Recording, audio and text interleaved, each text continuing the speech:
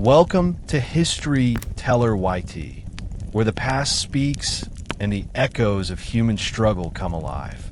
Today, we journey through one of the most epic dramas in human history, the French Revolution. From the glittering halls of Versailles under Louis XVI to the hunger and fury of the common people, from the cries of liberty in the streets of Paris to the blood-soaked blade of the guillotine, and finally, to the rise of Napoleon Bonaparte. This is the story of a world transformed. The French Revolution was not just politics. It was philosophy in action, ideals tested in fire, and ordinary citizens daring to reshape destiny itself. It gave us the language of liberty, equality, and fraternity, but it also revealed the dangers of unchecked power, suspicion, and zeal.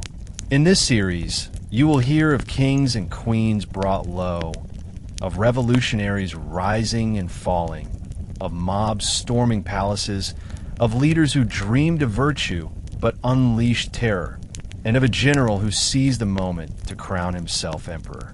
Stay with me as we unfold the entire saga, bringing alive not only the events but the emotions, ideals, and consequences that changed the world forever. This is more than history. It is a mirror of human hope and human failure, a story that will keep you listening until the very last word. The French Revolution did not erupt overnight. It was the product of centuries of inequality, rigid traditions, and social tensions. In the late 18th century, France was one of the richest kingdoms in Europe, yet paradoxically one of the most unstable. Society was divided into three rigid estates. The first estate consisted of the clergy, who owned vast lands and enjoyed privileges, paying little to no taxes. The second estate was the nobility, numbering only about 2% of the population, but controlling enormous wealth, influence, and exemption from most taxes. Then came the third estate, the overwhelming majority, peasants, artisans, merchants, and the growing bourgeoisie. They shouldered almost all taxation, from feudal dues to the hated salt tax, while being excluded from meaningful political power. Louis XVI, who ascended the throne in 1774, was neither cruel nor tyrannical, but weak and indecisive. His queen, Marie Antoinette, became a lightning rod for public anger due to her extravagant lifestyle, though much of it was exaggerated. Together, the monarchy seemed hopelessly out of touch with the suffering of the people. France's financial crisis only worsened after supporting the American Revolution, which drained the treasury and added to the kingdom's crushing debt. By the 1780s, bread prices soared, famine loomed, and ordinary Parisians struggled simply to survive. Underneath the glittering surface of Versailles, France was a powder keg waiting for a spark. If economic hardship and inequality were the fuel of the revolution, Enlightenment philosophy was the fire that gave it direction. Thinkers such as Voltaire, Rousseau, and Montesquieu had, over the 18th century, chipped away at the legitimacy of absolute monarchy and divine right. Voltaire mocked the corruption of church and monarchy alike, demanding freedom of speech and religion. Montesquieu, in his famous Spirit of the Laws, proposed separation of powers, inspiring later democratic systems. Rousseau, perhaps most radical of all, insisted in the social contract that sovereignty resided in the people, not kings, that rulers existed only to serve the general will. These ideas circulated widely among France's educated classes, especially the bourgeoisie, who grew resentful of their exclusion from noble privilege despite their economic power. Salons run by influential women, pamphlets smuggled through Paris, and clandestine readings in provincial towns spread these revolutionary concepts far and wide. The monarchy attempted censorship, but the words of the philosophes had already planted seeds of disobedience. Ordinary peasants might not have read Rousseau, but they understood instinctively that the old order was stacked against them. Thus, Enlightenment thought provided the intellectual justification for dismantling a system already cracking under the weight of economic crisis. By the mid-1780s, France's financial system was in freefall. Successive finance ministers, Turgot, Necker, Calonne, warned of bankruptcy, but the nobility resisted reforms that threatened their privileges. When Calonne proposed taxing the first and second estates, the Assembly of Notables rejected him. The monarchy found itself paralyzed, unable to modernize taxation, yet unable to raise enough revenue. To buy time, the crown resorted to heavy borrowing, pushing debt to catastrophic levels. By 1788, the state was virtually bankrupt, with interest on loans consuming most of its budget. Meanwhile, nature added misery to misgovernment. Poor harvests led to food shortages, driving up bread prices to unprecedented levels. Bread was the staple of the French diet, so when its price doubled, anger exploded. Riots broke out in Paris and across provincial towns. Mothers desperate to feed their children joined protests, while pamphleteers accused the court of hoarding grain. The image of Marie Antoinette saying, "Let them eat cake," though apocryphal, symbolized the perceived callousness of the royal family. By 1789, Louis XVI had no choice but to summon the Estates General, the kingdom's representative body, dormant since 1614. What was meant to be a solution would instead become the opening act of the revolution. The people of France, long voiceless, were about to make themselves heard in a way that would shake the world. The year 1789 opened with a sense of foreboding and anticipation. After decades of ignoring the Estates General, the monarchy now found itself forced to revive this ancient institution. Louis XVI hoped it would provide legitimacy for new tax reforms, but in truth, the very act of calling it unleashed forces far beyond his control. The Estates General was structured around the three traditional estates: the clergy, the nobility, and the commoners. Each estate elected delegates, and in total, nearly 1,200 representatives gathered at Versailles in May 1789. The first estate was represented by bishops and parish priests, the second estate by nobles of both sword and robe, and the third estate by lawyers, merchants, artisans, and a handful of peasants. What distinguished this assembly from the past was the intensity of preparation. Before the meeting, Louis had ordered the drafting of cahiers de doléances, lists of grievances from every parish and community. These documents revealed the breadth of discontent in France. Peasants demanded relief from feudal dues. Merchants wanted free trade and fair taxation. Intellectuals called for equality before the law, and even some nobles sought reform to preserve stability. Beneath the variety of demands lay a common theme. The old system of privilege and inequality was intolerable. The Estates General opened with pomp on May 5, 1789, in the Hall of Mirrors at Versailles. Louis XVI appeared in ceremonial grandeur, but his speeches were vague, offering little hope of genuine reform. The people of the Third Estate expected their moment had come, but they quickly discovered the old rules remained intact. Each estate had one vote, meaning the clergy and nobility could simply outvote the commons, 2-1. To men like Emmanuel Joseph Size, author of the electrifying pamphlet, "What is the Third Estate?" This was an insult. The Third Estate was everything, he argued, and yet politically it was treated as nothing. The meeting intended to resolve a financial crisis was now becoming a battleground for the very definition of political legitimacy. The Estates General soon descended into a standoff.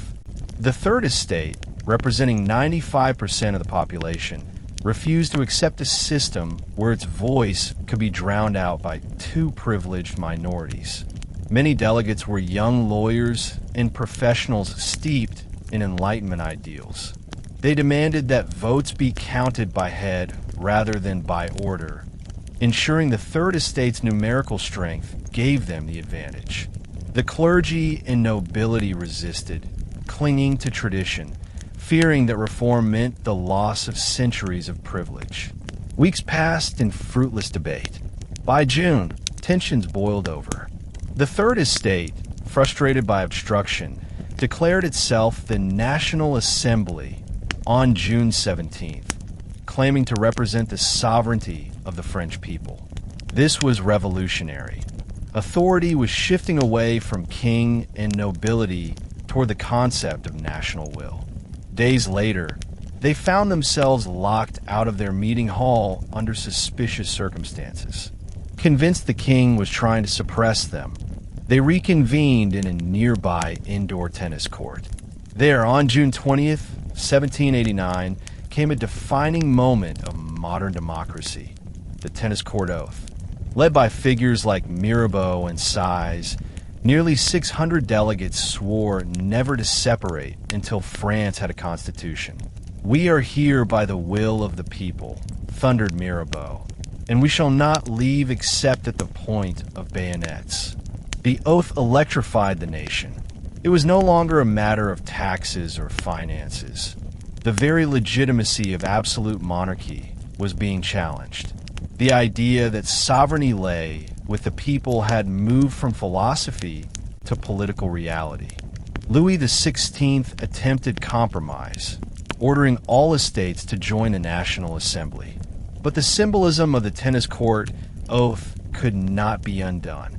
Across France, people sensed a new era had dawned.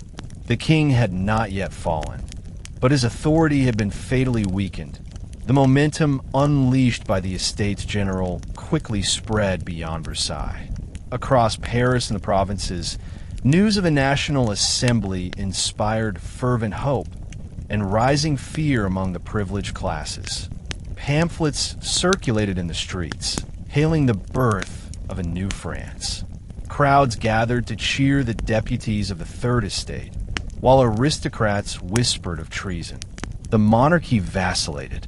Louis XVI, pressured by hardline courtiers, began assembling troops around Paris and Versailles. The presence of soldiers stoked rumors that the assembly would be dissolved by force. Paris grew tense. Bread prices were still climbing, and hungry mobs saw soldiers not as protectors, but as instruments of oppression. Meanwhile, the assembly pressed forward. It declared itself the legitimate voice of the nation, began drafting constitutional principles, and asserted control over taxation. The rhetoric was explosive. Sovereignty did not flow from the king's divine right, but from the nation itself. Such statements shattered centuries of tradition and hinted at deeper transformations yet to come. The Estates General, intended as a solution to financial collapse, had become the seed of revolution. In less than 2 months, France had moved from petitioning reforms to challenging the very foundation of monarchy. What followed would be more dramatic still. As the summer of 1789 approached, Paris prepared to play its own decisive role. The anger of the streets was about to converge with the debates of the Assembly in an eruption that would shake not just France, but the world.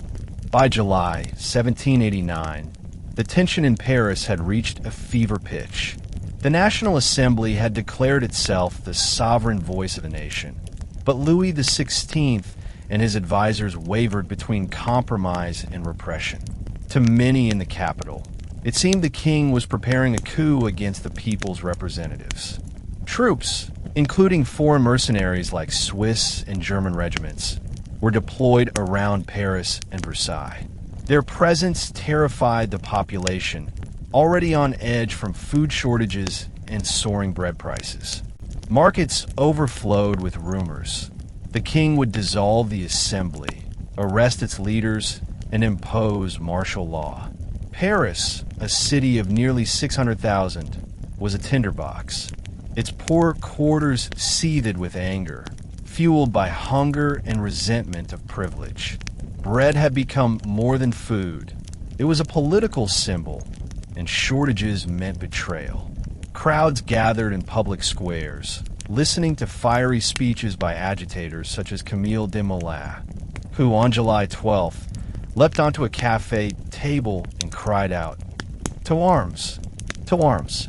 The red flag of despotism threatens us all. We must fight or perish." His words spread like wildfire.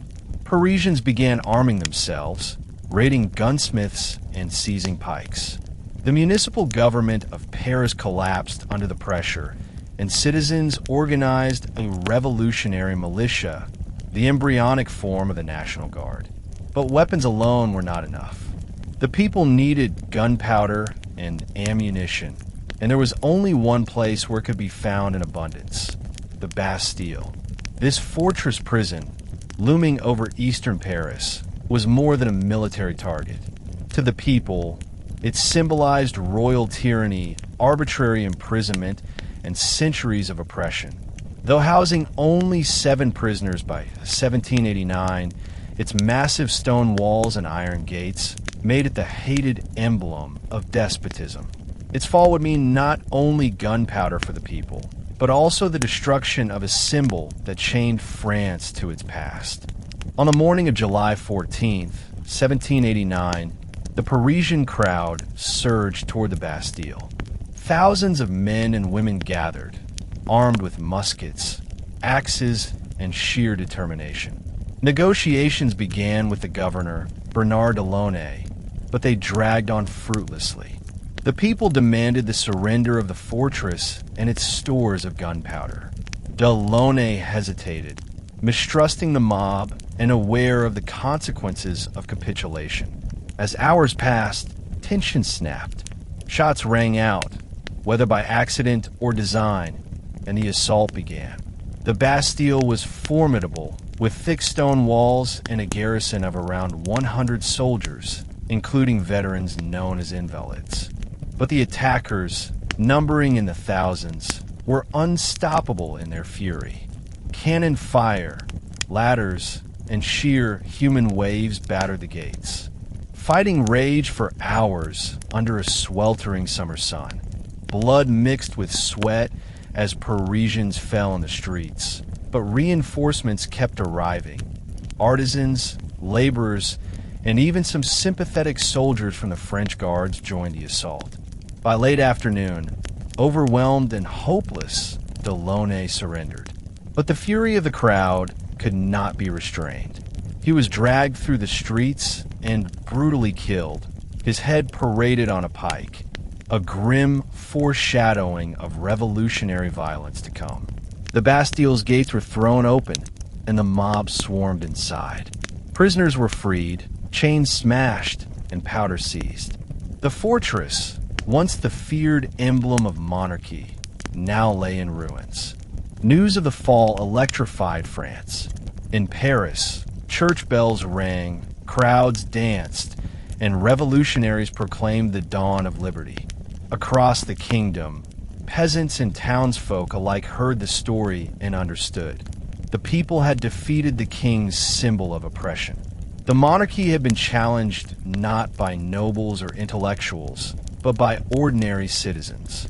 A new power, popular sovereignty expressed through mass action, had entered history. The storming of the Bastille was more than a Parisian riot. It was a world historical event. Its symbolism reverberated instantly across France and beyond. For centuries, the monarchy had stood unchallenged, its authority reinforced by armed might and sacred tradition. Now, in a single day, that illusion was shattered. Louis XVI, when told of the Bastille's fall, reportedly asked, "Is this a revolt?" To which the Duke of La Rochefoucauld answered gravely, "No, sire, it is a revolution." The king's authority crumbled in the capital. The royal troops withdrew, unwilling or unable to fire on fellow citizens. The National Assembly gained legitimacy overnight. It was now clear that the people, not the crown, commanded Paris. The Marquis de Lafayette, hero of the American Revolution, was appointed commander of the new National Guard, which adopted the tricolor cockade, blue and red for Paris, white for the monarchy, a symbol that would soon become the French flag. Across the countryside, the Bastille's fall sparked what became known as the Great Fear. Peasants, emboldened by news of revolution, rose up against landlords, burning manorial records, storming castles, and seizing grain. Rumors spread of aristocratic plots to starve the poor, intensifying the violence. The revolution was no longer confined to Versailles or Paris. It was spreading like wildfire into villages and fields. Internationally, the event sent shockwaves. Monarchs across Europe watched in horror, while radicals and reformers hailed it as the dawn of liberty. In America, the storming of the Bastille was celebrated as the sister revolution to their own. In France itself, July 14th would forever be remembered as the day the people claimed their destiny. The monarchy survived, for now, but its days were numbered. The revolution had crossed the threshold from debate to insurrection, from reform to transformation. Nothing in France would ever be the same. After the storming of the Bastille, revolutionary fervor spilled far beyond Paris. The countryside, long simmering with resentment, now erupted in open defiance. Throughout July and August 1789, peasants across France attacked manor houses, looted grain stores, and burned the hated feudal records that bound them to centuries of servitude. These uprisings were fueled not only by hunger, but also by rumor. Whispers of an aristocratic conspiracy swept villages, suggesting nobles were plotting to starve the people or hire brigands to crush the revolution. Panic mixed with rage in a movement historians would later call the Great Fear. This was no isolated revolt. It spread like wildfire from region to region, shaking the very foundations of feudal order. In Normandy, peasants armed with farm tools stormed castles. In Burgundy, entire villages declared themselves free of seigneurial dues. Even in more conservative provinces, the fear of invasion by hostile aristocrats drove people to take up arms. For centuries, the peasants have been the silent backbone of the kingdom, bearing the weight of taxation and feudal dues. Now, emboldened by the example of Paris, they rose as political actors. The National Assembly in Versailles faced an urgent dilemma. If the countryside dissolved into chaos, the revolution would collapse into anarchy. Yet the peasants' demands were clear. Feudal privileges, the symbolic and economic chains of the old regime, had to go. Under this immense pressure from below, the deputies of the Assembly realized reform could not be delayed. The revolution was pushing them further than many had imagined, and the night of August 4th, 1789, would mark a turning point that dismantled centuries of privilege in a single, astonishing session. On the evening of August 4th, 1789, the deputies of the National Assembly gathered in Versailles. What began as a debate on the peasant uprisings turned into one of the most dramatic nights in modern history. One noble deputy rose and declared he would willingly renounce his feudal privileges for the sake of national unity. Another followed, offering to surrender hunting rights. Soon, bishop after bishop, noble after noble, voluntarily or under pressure, renounced centuries-old privileges, tithes, feudal dues, seigneurial courts, noble monopolies, tax exemptions. The Assembly, swept up in a spirit of almost theatrical generosity, abolished in one night the feudal system that had defined France for 1,000 years. The session was chaotic and emotional. Deputies embraced one another, tears flowed, and applause erupted as privilege after privilege was stripped away. To contemporaries, it seemed a miracle. The nobility, once the bulwark of privilege, had publicly sacrificed its own advantages. Though in practice many of these reforms would take years to implement and compensate, the symbolism was enormous. The revolution had dismantled the legal hierarchy of estates in a single stroke. The peasants, hearing news of the August decrees, celebrated. Though feudal dues did not vanish overnight, the psychological chains of lordship were broken. No longer would nobles stand as untouchable masters by birthright. The night of August 4th was remembered as the moment when France collectively chose equality over tradition. Yet beneath the euphoria, tensions remained. Would the king approve these decrees? Would privilege truly disappear in practice? The revolution had advanced, but its survival still depended on translating principles into law. If the night of August 4th abolished privilege, the Declaration of the Rights of Man and Citizen, adopted later that same month, gave the revolution its creed. Drafted by deputies influenced by Enlightenment ideals and inspired partly by the American Declaration of Independence, the document proclaimed universal principles that would echo across centuries. Men are born and remain free and equal in rights, declared Article 1. Sovereignty resided in the nation, not in the king. Rights to liberty, property, security, and resistance to oppression were declared natural and inalienable. Law was the expression of the general will. No one was above it. This was not just a legal document, but a manifesto of a new world. It directly challenged the divine right of kings and the hierarchical estate system. Religion was tolerated, though not entirely separated from politics. Privilege was outlawed. Every citizen was guaranteed equal justice and the right to participate in governance. Though in practice the document initially applied mainly to men, excluding women and slaves. Yet its universal language would inspire movements far beyond France. For the people of Paris and the provinces, the Declaration offered hope that the revolution was not merely about bread, but about dignity and freedom. It promised that never again would individuals be imprisoned arbitrarily, taxed unfairly, or silenced without reason. To monarchs across Europe, it was a declaration of war against the very foundations of their rule. For France, it was the beginning of a new constitutional order, though one still fragile and contested. The revolution had now crossed an irreversible threshold. Feudalism was gone, rights had been proclaimed, and the idea of sovereignty had shifted from king to nation. Yet the king himself remained, and his approval or resistance would determine the next phase.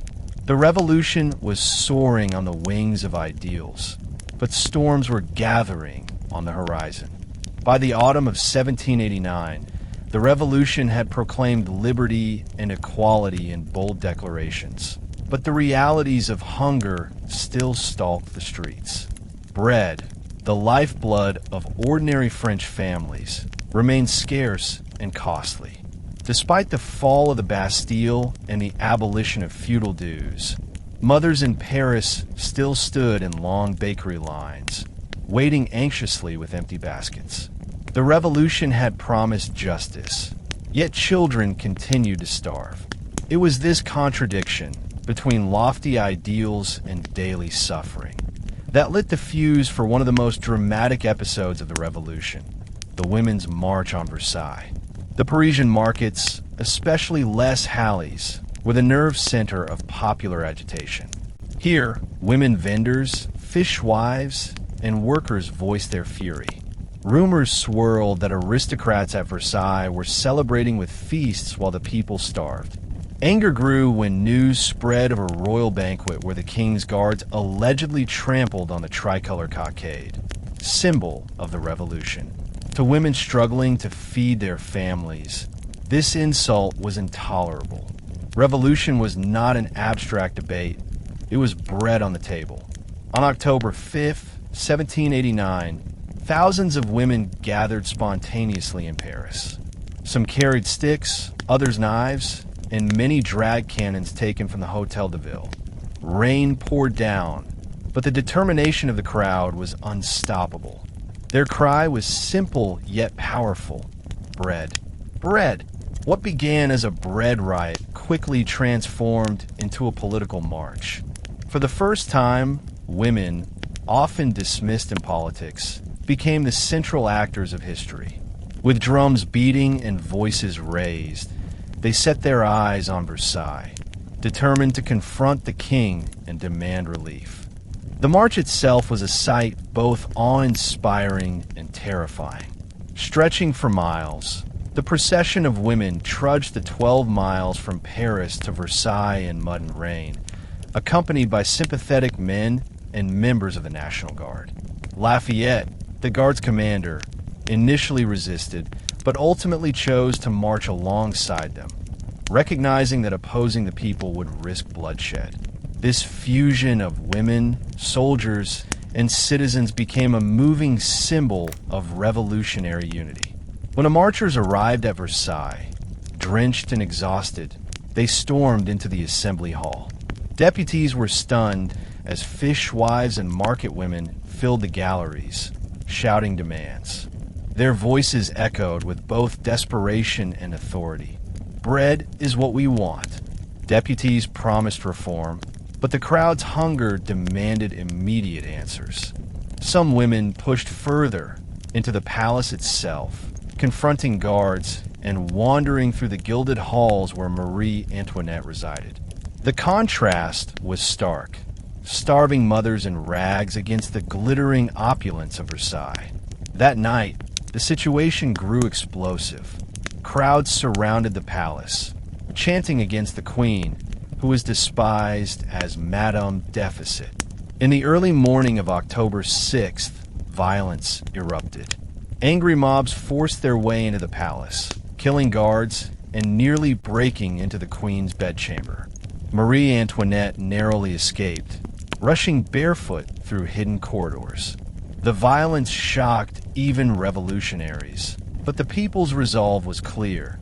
The monarchy must come under the watchful eyes of the nation, not rule from distant splendor. By dawn, Versailles was encircled by thousands of Parisians, armed and unyielding.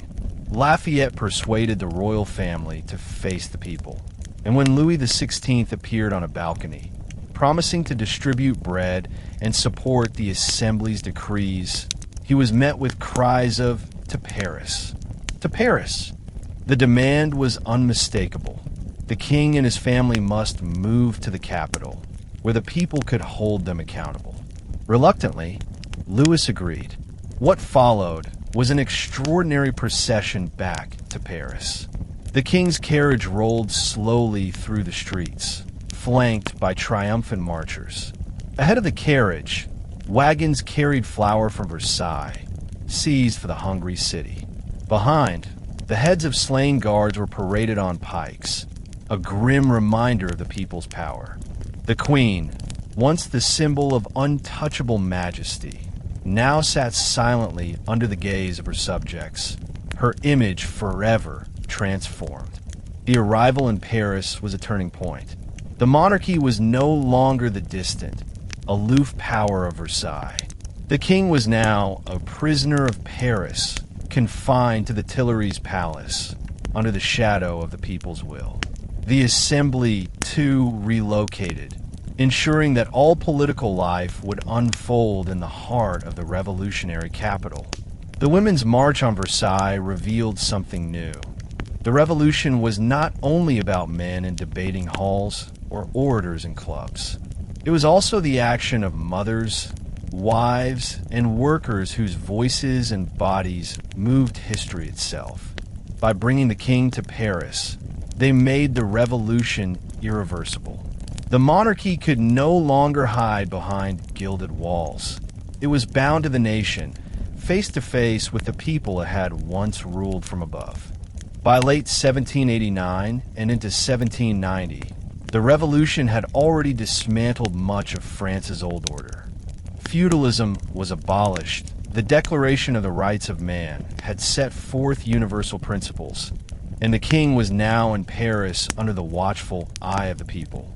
But ideals needed to be turned into institutions, and so the National Assembly began the arduous work of drafting a constitution.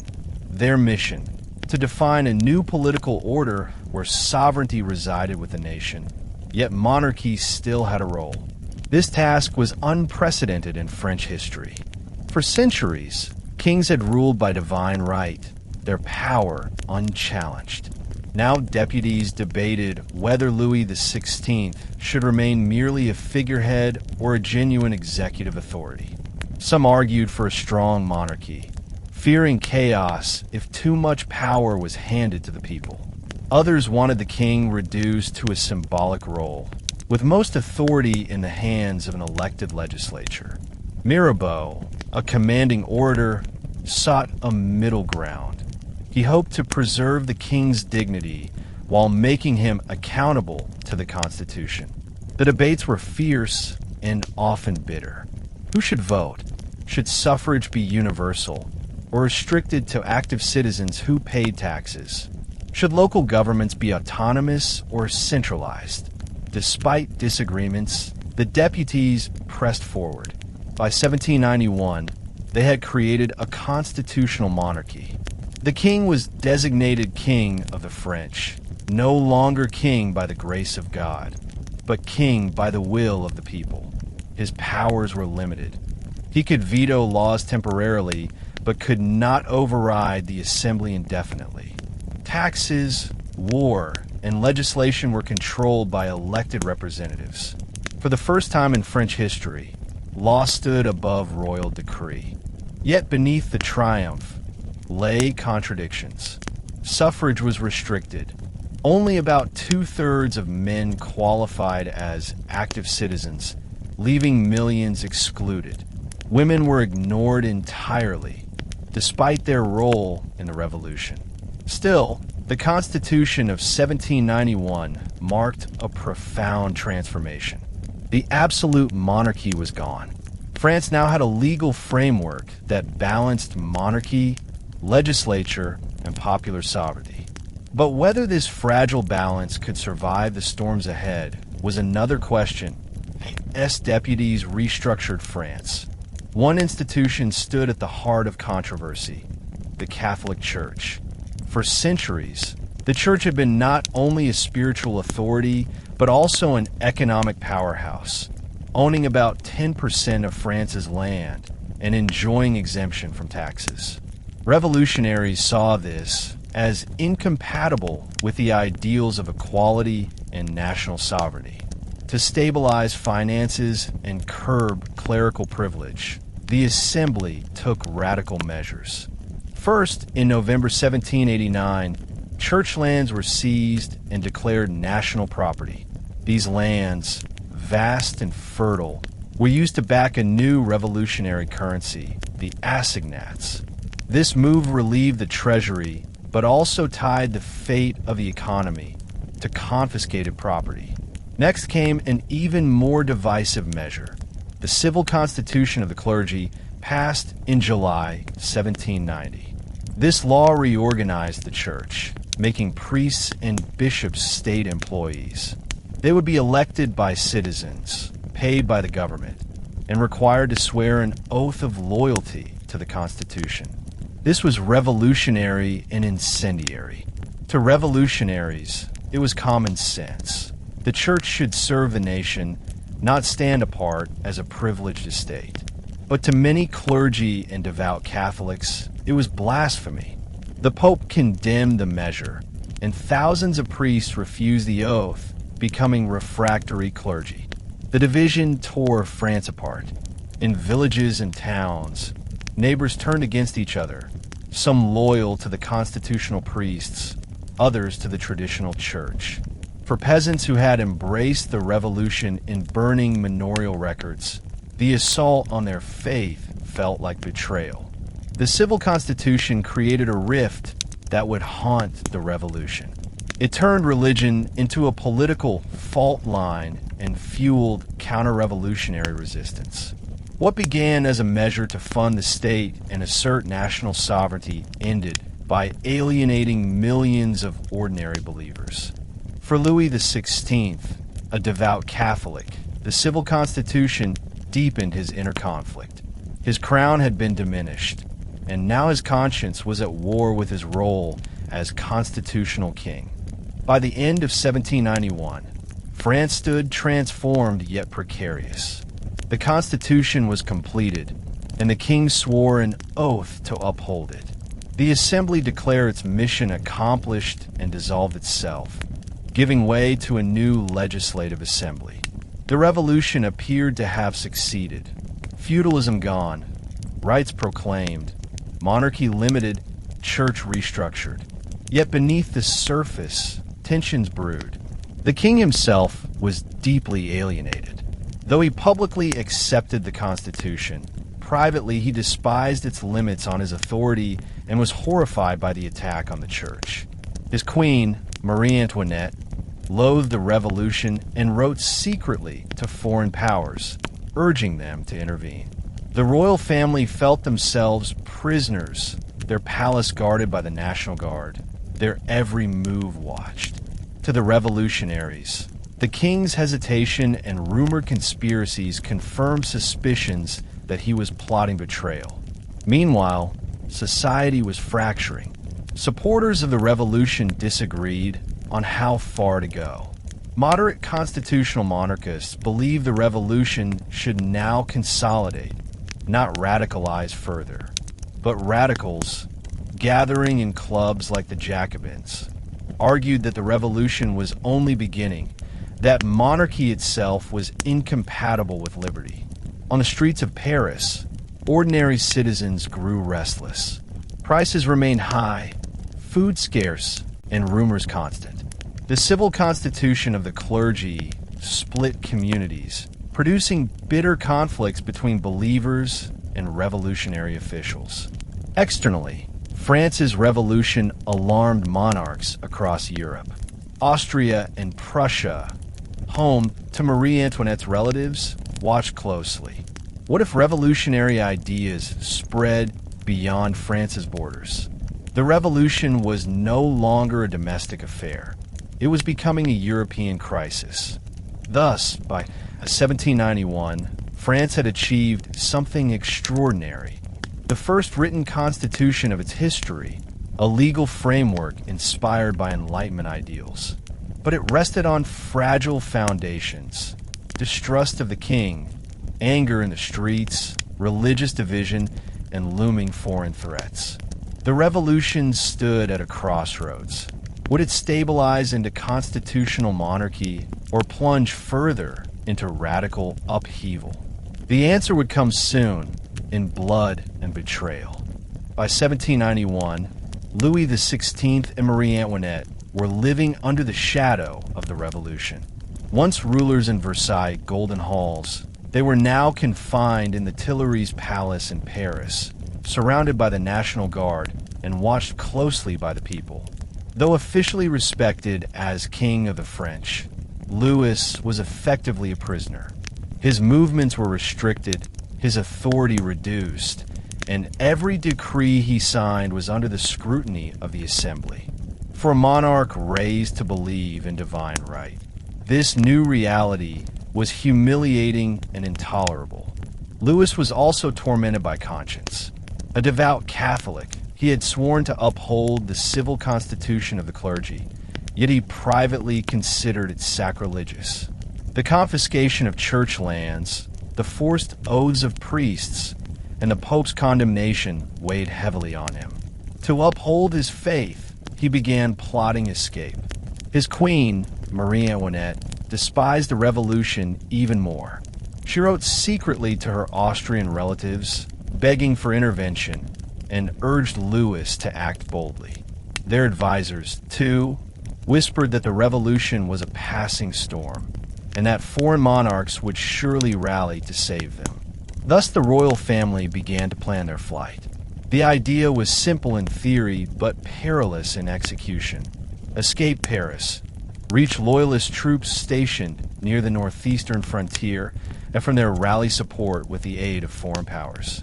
The plan was risky, but seemed their only hope of regaining authority. For Louis, it was not merely about saving the crown, but about saving France from what he saw as anarchy and godlessness. But to the people, this act would soon look like betrayal, proof that their king, far from embracing the revolution, was conspiring against it. On the night of June 20th, 1791, the royal family made their move. Disguised as bourgeois travelers, they slipped out of the Tuileries under the cover of darkness. The Queen, often recognized by her distinctive appearance, wore a plain bonnet. The King, who struggled to pass unnoticed, dressed as a servant. Their children were bundled into a carriage, and loyal courtiers accompanied them. The journey was long and tense. Their goal was the frontier town of Montmedy, where loyal troops awaited. If they could reach it, the revolution might yet be crushed by force. But fate intervened. The carriage was slow, heavy, and conspicuous. At every stop, people peered curiously at the travelers. Louis XVI, corpulent and awkward, was easily recognizable. He was no ordinary man, and despite his disguise, villagers noticed his resemblance to the king. At Saint Menehould, a postmaster named Jean-Baptiste Drouet grew suspicious after recognizing Louis from a coin portrait.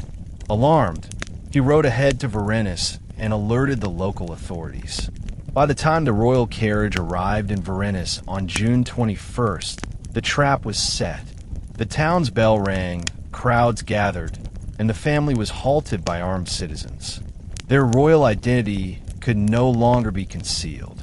Instead of finding salvation in loyalist troops, the king found himself surrounded by angry villagers. Confronted by the townsfolk, Louis attempted to persuade them he was merely traveling for safety, but no one believed him. The family was escorted back to Paris under heavy guard.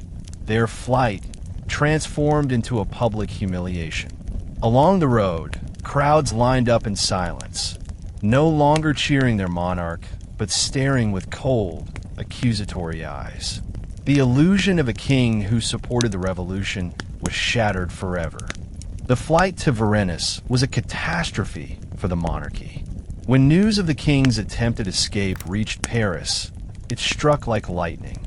The revolution had already eroded trust in the crown, but many had clung to the hope that Louis was a reluctant yet loyal partner in reform. Now, those illusions were destroyed. If the king had fled to join foreign troops, then he was no guardian of the Constitution. He was its enemy. To revolutionaries, Louis's betrayal confirmed what radicals like Robespierre had long argued. Monarchy and liberty could not coexist. The Assembly, desperate to preserve stability, tried to downplay the event. They declared that the king had been abducted, a legal fiction designed to shield the monarchy. But the people were not fooled.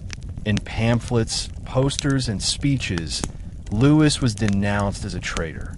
The Jacobin Club gained strength, its members insisting that France no longer needed a king at all. Meanwhile, moderates, fearing civil war, struggled to hold the revolution within constitutional boundaries. The king himself returned in disgrace, forced to re-enter Paris in a silent procession. No cheers greeted him, only the heavy silence of a people who no longer believed. Marie Antoinette, once accused of extravagance, was now reviled as a conspirator and enemy. The royal family, confined again in the Tuileries, became prisoners not only in body but in reputation. Their authority was hollow, their legitimacy crumbling. The flight to Varennes was a turning point. It marked the death of trust between ruler and ruled. France had given the king a chance to be constitutional, and he had rejected it. From this moment, the revolution hardened. Calls for a republic grew louder, and divisions deepened between moderates who clung to monarchy and radicals who demanded its abolition. The revolution had entered a new phase. no longer about reforming monarchy, but about questioning its very existence. The road ahead led not to reconciliation, but to confrontation, and ultimately to blood as the revolution deepened after the king's attempted escape at Varennes. Politics spilled far beyond the assembly chambers into the streets, cafes, and clubs of Paris. Among these clubs, none was more influential than the Jacobin Club. Originally a moderate gathering of deputies who met in the convent of the Jacobin friars, by 1791 it had evolved into the beating heart of revolutionary radicalism. Intellectuals, lawyers, artisans, and activists filled its meetings, debating passionately about the future of France. The Jacobins insisted that monarchy and liberty could not coexist. Voices like Maximilien Robespierre, Georges Danton, and Jean-Paul Marat gained prominence, electrifying audiences with fiery speeches.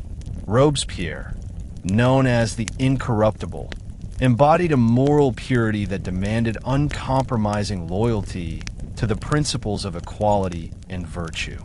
Danton, charismatic and bold, spoke to the passions of the common people. Marat, through his newspaper L'Ami du Peuple, denounced aristocrats, priests, and even moderates as enemies of the people.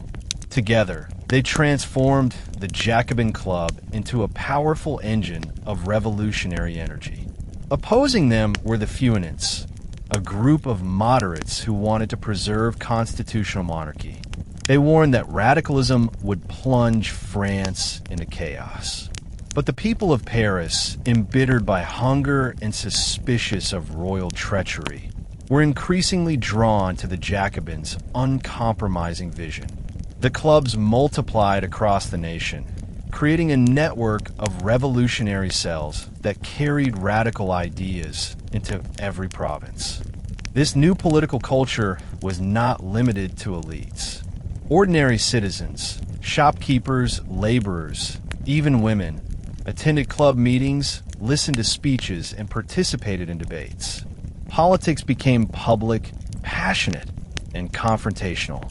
The revolution was no longer confined to assemblies and decrees. It lived in the streets, newspapers, and clubs where the voices of the people demanded not compromise but transformation. And soon, these voices would demand not just bread and rights, but war.b why 1792, the revolution had become not only a French affair, but a European crisis. Across Europe, monarchs watched with alarm as the French dismantled privilege, toppled feudalism, and challenged the very idea of divine right. If France succeeded, the fire might spread to their own kingdoms.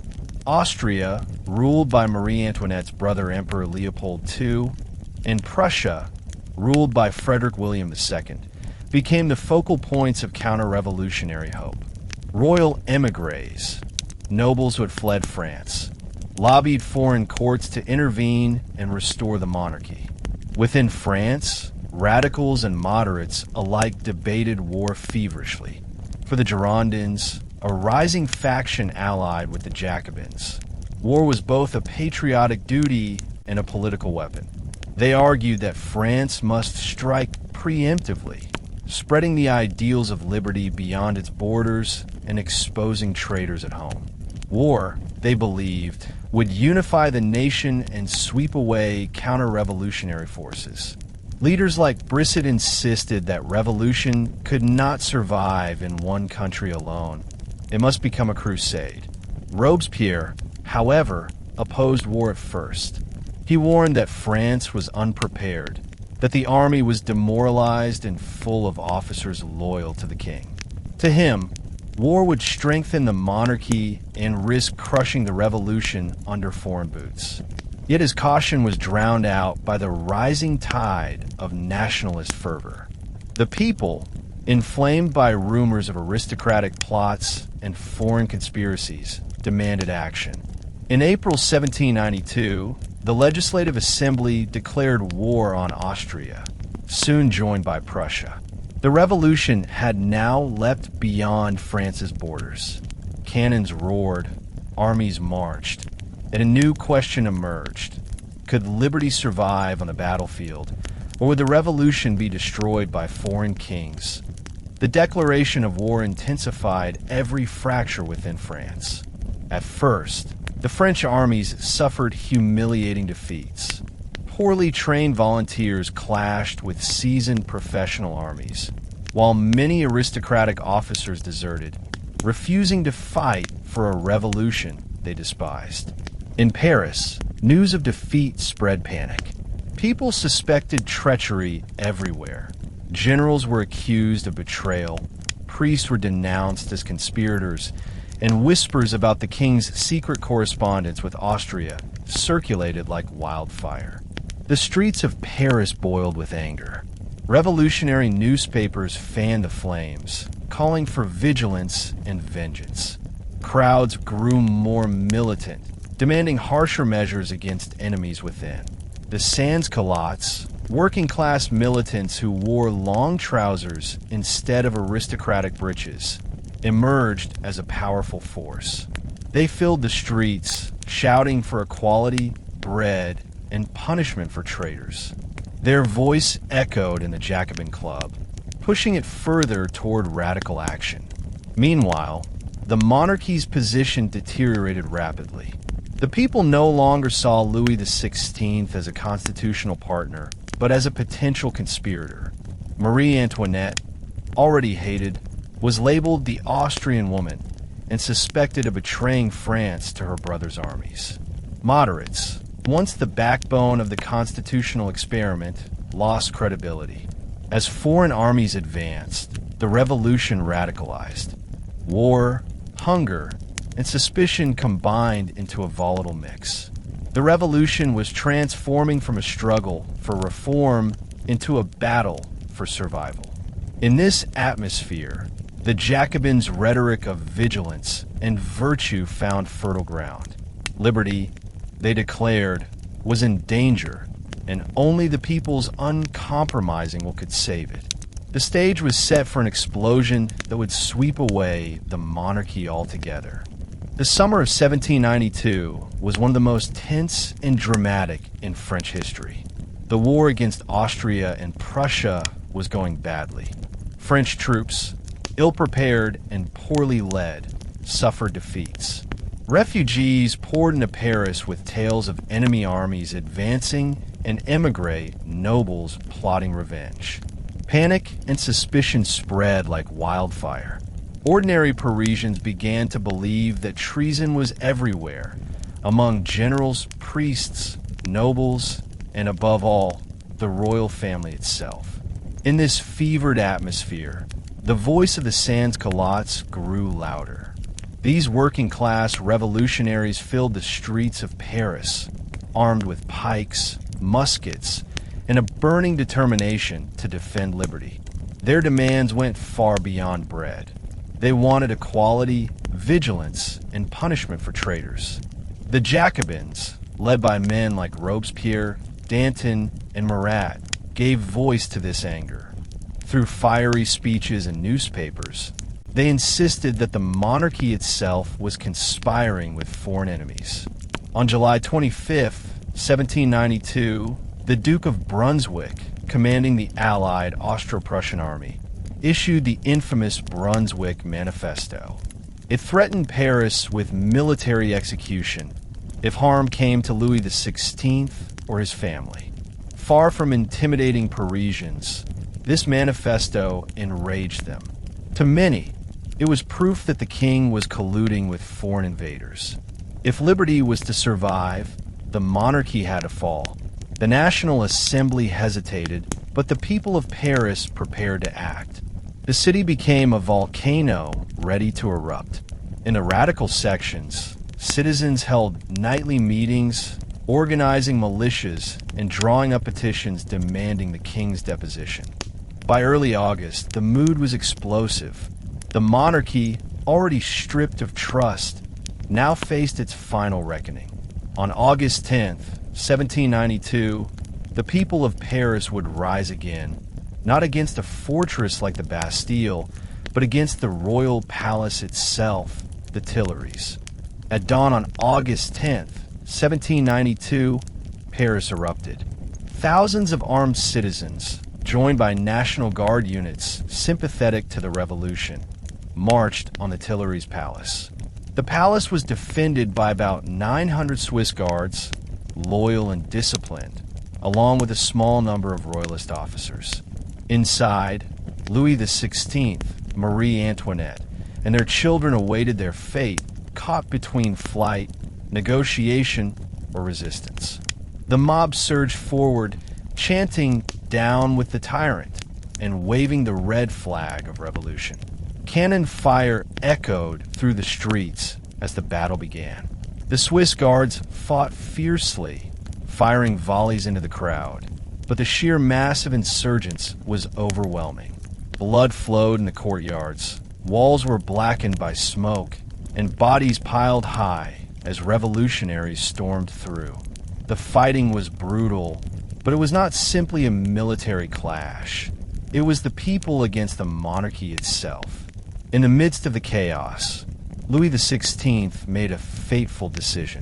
Advised by officials that resistance would mean certain death, he abandoned the palace and sought refuge with the Legislative Assembly.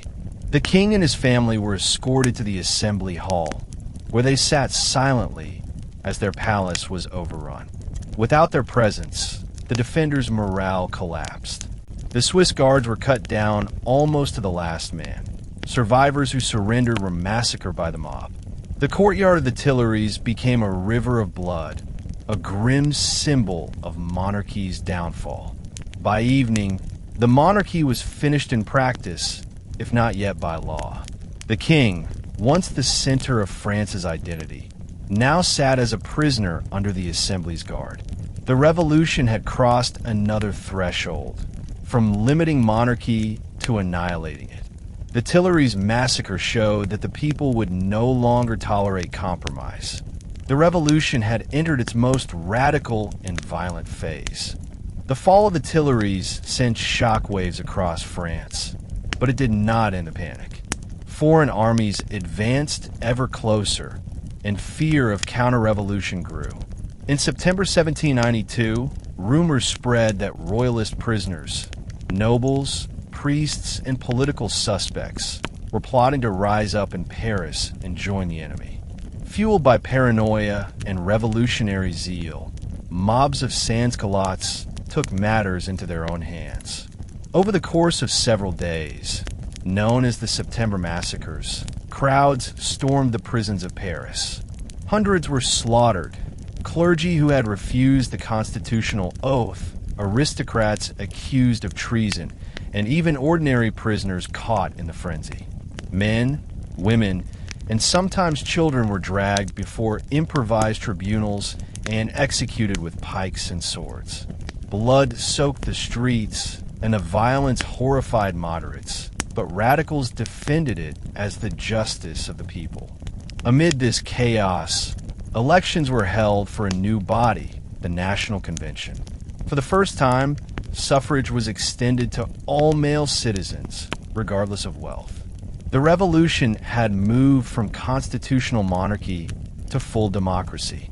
When the convention met on September 21st, 1792, its first act was to abolish the monarchy and proclaim France a republic. Centuries of monarchy ended in a single decree. The king was no longer king of the French. He was now simply Louis Capet, a citizen. The birth of a republic was a moment of triumph, but also of peril. France was at war with Europe, torn by internal divisions and awash in suspicion. Yet the revolution had achieved the unthinkable. A monarchy that had stood for 1,000 years was gone, replaced by the bold experiment of Republican liberty. The revolution was now no longer about reforming an old order, but about building an entirely new world. And soon, the fate of the king himself would hang in the balance. The monarchy had been abolished in September 1792, but the fate of Louis XVI, now stripped of his titles and called simply Louis Capet, remained unresolved. For months, the National Convention wrestled with a profound dilemma: what to do with the deposed king. Was he to be treated as a fallen monarch, a political prisoner, or a traitor to be punished like any ordinary citizen? This question divided revolutionaries and forced them to confront the meaning of justice in a republic born of rebellion. Evidence against Louis was overwhelming. The discovery of the Armoire de Fer, a secret iron chest hidden in the Tuileries, revealed incriminating documents proving his secret correspondence with foreign powers. Letters showed that he had conspired with Austria and Prussia, effectively seeking foreign intervention to crush his own people's revolution. To revolutionaries, this was treason in its purest form. Louis must die, so the nation may live, Robespierre declared, arguing that the revolution could not be secure while the man who had plotted against it still breathed. The trial began in December 1792, conducted by the National Convention. Louis was brought before the deputies, not as a king, but as a defendant, calm and dignified. He defended himself, arguing that he had always sought the welfare of his people and that he had been misled by ministers. His lawyers emphasized the illegality of retroactive punishment, insisting that no law existed that defined his actions as crimes at the time. Yet the tide of history was against him. Deputies listened, but their verdict was already shaped by months of blood, betrayal, and war. The debate inside the convention was fierce. Some moderates, like the Girondins, argued that executing the king would unleash civil war and alienate foreign allies. Others, the Jacobins, insisted there could be no compromise. A republic could not coexist with a living king. The trial was less about evidence than about principle. Could the revolution prove its legitimacy if it spared the man who had conspired against it? France itself seemed to hang in the balance that on January 14th, 1793, the convention cast its votes on Louis's guilt. The result was overwhelming. The former king was guilty of conspiring against the state. The next question, however, was far more divisive. What should be his punishment? Over several days, deputies rose one by one to declare their verdict. The roll call stretched into the night, each deputy speaking in turn, their voices echoing with history. Some trembled, others spoke with fiery conviction. Each word was not merely a judgment on a man, but on the revolution itself. The tension was unbearable. The Girondins pleaded for clemency, suggesting imprisonment or exile. They warned that executing Louis would plunge France deeper into blood and alienate moderates across Europe. The Jacobins countered that mercy would betray the revolution and embolden enemies. Danton declared that Louis must die because the nation must live. Robespierre, austere and uncompromising, warned that the revolution's survival required the king's death. Justice demanded it. When the final tally was counted on January 17th, the margin was razor thin. By a majority of just one vote, the convention decreed the death sentence. Louis XVI would die by the guillotine. Paris erupted in both jubilation and dread. Crowds gathered outside, shouting death to the traitor, yet many also fell silent, realizing the gravity of what had been decided. France had crossed a point of no return. The revolution was now a regicide revolution. Louis was granted a few days to prepare. He met with his confessor, wrote farewell letters, and embraced his children. His dignity in these final days surprised even his enemies. He did not rage or curse, but faced his fate with calm resignation. Yet nothing could erase the weight of what was about to occur. For the first time in French history, a king anointed by tradition and religion would die at the hands of his own people that on the morning of January 21st, 1793, Paris awoke to the toll of drums. Soldiers lined the streets as tens of thousands gathered to witness history. The king's carriage rolled slowly from the Temple prison to the Place de la Révolution, where the guillotine stood stark against the winter sky. Silence hung heavy, broken only by the steady beat of drums meant to drown out cries of sympathy. The revolution was about to seal its fate in blood. Louis descended from the carriage calmly, dressed in a simple white shirt. He climbed the scaffold with steady steps, refusing the help of guards. Turning to the crowd, he attempted to speak. "I die innocent of the crimes of which I am accused. I forgive those who have caused my death, and I pray that my blood may not fall on France." His words were cut short by a drum roll, drowning his final appeal. The executioner bound him, positioned him beneath the blade, and at 10:22 a.m., the guillotine fell. The head of Louis Capet rolled into the basket, lifted high for all to see. A roar erupted. "Vive la République!" The execution of Louis XVI sent shockwaves across France and the world. For the Jacobins, it was justice fulfilled, proof that the revolution bowed to no king. For others, it was a moment of horror, a sacred bond between people and monarch, broken forever. Abroad, monarchs were outraged. Britain, Spain, and the Dutch Republic soon joined the war against revolutionary France. The revolution, once a domestic upheaval, was now a global conflict. In Paris, the execution hardened divisions. To revolutionaries, the Republic had been baptized in the blood of tyranny. To royalists and moderates, the act marked the revolution's descent into unforgivable violence. The death of Louis XVI was more than the fall of a man. It was the death of monarchy itself in France, and the birth of a republic forged in radical conviction and unyielding resolve. The execution of Louis XVI in January 1793 left Marie Antoinette a widow, no longer a queen but the widow Capet. Once the dazzling symbol of Versailles luxury, she was now the most hated woman in France.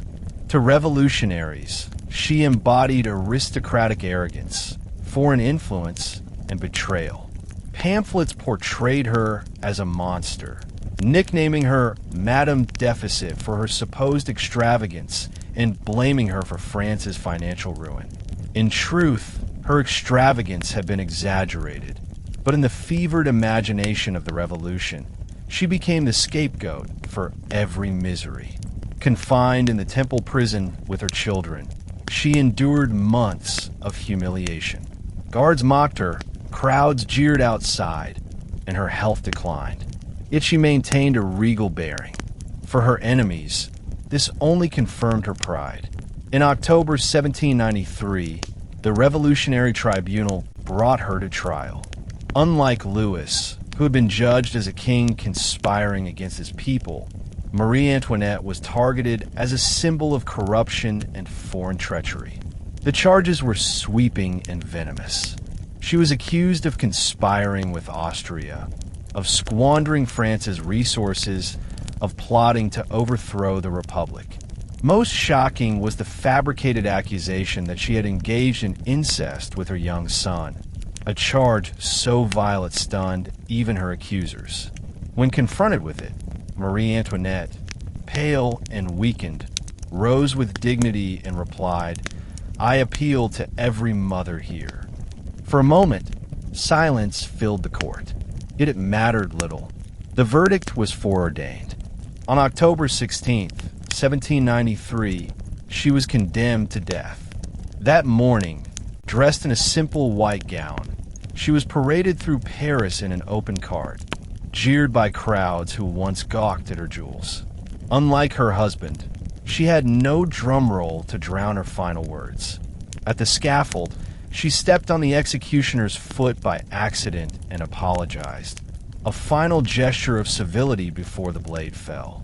Marie Antoinette was dead, and with her, the last vestiges of Versailles glamour vanished forever and of Marie Antoinette horrified Europe. Monarchs across the continent saw the revolution as a threat not just to France, but to all kings. One by one, they declared war. Britain, Spain, the Dutch Republic, and others joined Austria and Prussia in a coalition against the French Republic. Suddenly, France was surrounded by enemies on nearly every frontier. The young republic faced disaster. Its armies, hastily assembled and poorly trained, struggled to resist seasoned European forces. In the Valais region of western France, peasants revolted against conscription and the civil constitution of the clergy, sparking a bloody civil war. Royalist sympathizers, known as Chouans, rose in rebellion, slaughtering revolutionaries. The Republic was besieged from without and within. Yet amid the crisis, the revolution found strength in mass mobilization. The convention declared a levy en masse, a national conscription unprecedented in European history. Every citizen was called to serve. Young men to the front, women to make clothes and tend the wounded, old men to inspire, children to gather lint for bandages. The revolution became a total war, uniting society behind the cry, La Patrie in danger. The fatherland in danger. Despite early defeats, the fervor of revolutionary armies began to turn the tide. Citizen soldiers marched with songs like the Marseillaise, filled with zeal for liberty. They fought not merely for territory, but for the survival of the Republic itself.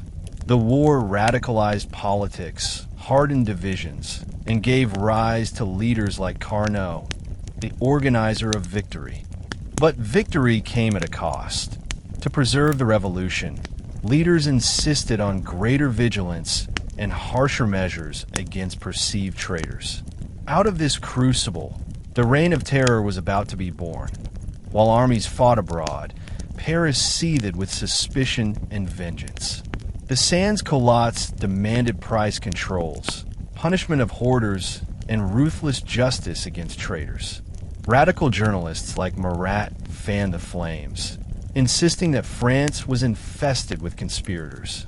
In their eyes, nobles, priests, and even moderates were plotting to betray the Republic. Fear and fury combined into a demand for uncompromising measures. The National Convention responded by creating new institutions of vigilance. The Committee of Public Safety, dominated by figures like Robespierre, Danton, and later Saint-Just, was given sweeping authority to defend the revolution. Revolutionary tribunals were established to try suspects quickly and harshly. In the rhetoric of the Jacobins, there could be no neutrality. One was either for the revolution or against it. To hesitate was to betray. The fall of the Girondins, moderate revolutionaries accused of lacking zeal, marked a decisive turn. In June 1793, the Parisian crowd forced their expulsion from the convention, leaving power in the hands of the Jacobins and their sans-culotte allies. With external war raging and internal rebellion spreading, the revolution abandoned compromise.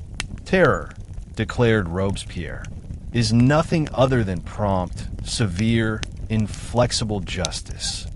The stage was set for a new phase of the revolution, one defined not by debate or declarations, but by the guillotine. The fall of the king and queen, the mobilization of the people, and the fear of enemies, both foreign and domestic, created the conditions for radical rule. The Republic had survived its birth through fire, but to preserve itself, it was about to unleash a storm that would drench France in blood, the Reign of Terror. By mid-1793, France was in chaos. The king and queen were dead. Foreign armies were pressing on all borders. Royalist revolts erupted in the countryside, and famine stalked the cities. The revolution itself seemed on the brink of collapse. In this crucible of fear and desperation, the Jacobins seized full control of the Republic. The Girondins, once powerful in the Convention, had been ousted by the Parisian sans-culottes, accused of treachery and weakness. The Jacobins, uncompromising in their zeal, were now the guardians of liberty. At the center of this movement stood Maximilien Robespierre. Nicknamed the Incorruptible, Robespierre was not a man of wealth or aristocratic birth, but a provincial lawyer whose moral passion and eloquence made him the revolution's conscience. He believed deeply that the revolution was a moral crusade, a struggle between virtue and corruption, between liberty and tyranny. To him, the survival of the Republic justified extraordinary measures. If enemies conspired against liberty, then justice must be swift, severe, and relentless. To organize this defense, the Convention created the Committee of Public Safety in April 1793. Originally intended as a temporary executive body, it soon became the effective government of France. With 12 members, including Robespierre, Danton, and later Saint-Just, the committee wielded immense power, directing the war effort, controlling foreign policy, and overseeing internal security. It acted as both cabinet and emergency dictatorship, claiming to embody the general will of the people. The Jacobins' rule was not merely political, but also ideological. They envisioned a republic founded on civic virtue, equality, and the sovereignty of the people. But in practice, this vision demanded ruthless vigilance. Anyone suspected of undermining the revolution, whether aristocrats, priests, or even moderates, was branded an enemy. The line between patriotism and treason blurred, and fear became a tool of governance. France was entering an age where the guillotine would define justice. Externally, France's situation was dire.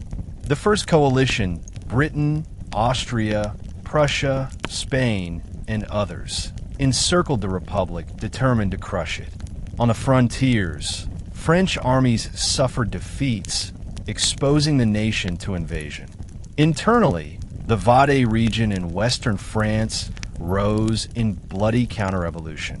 Peasants there, loyal to Catholic priests and outraged by conscription, formed royalist armies that massacred Republican officials and soldiers.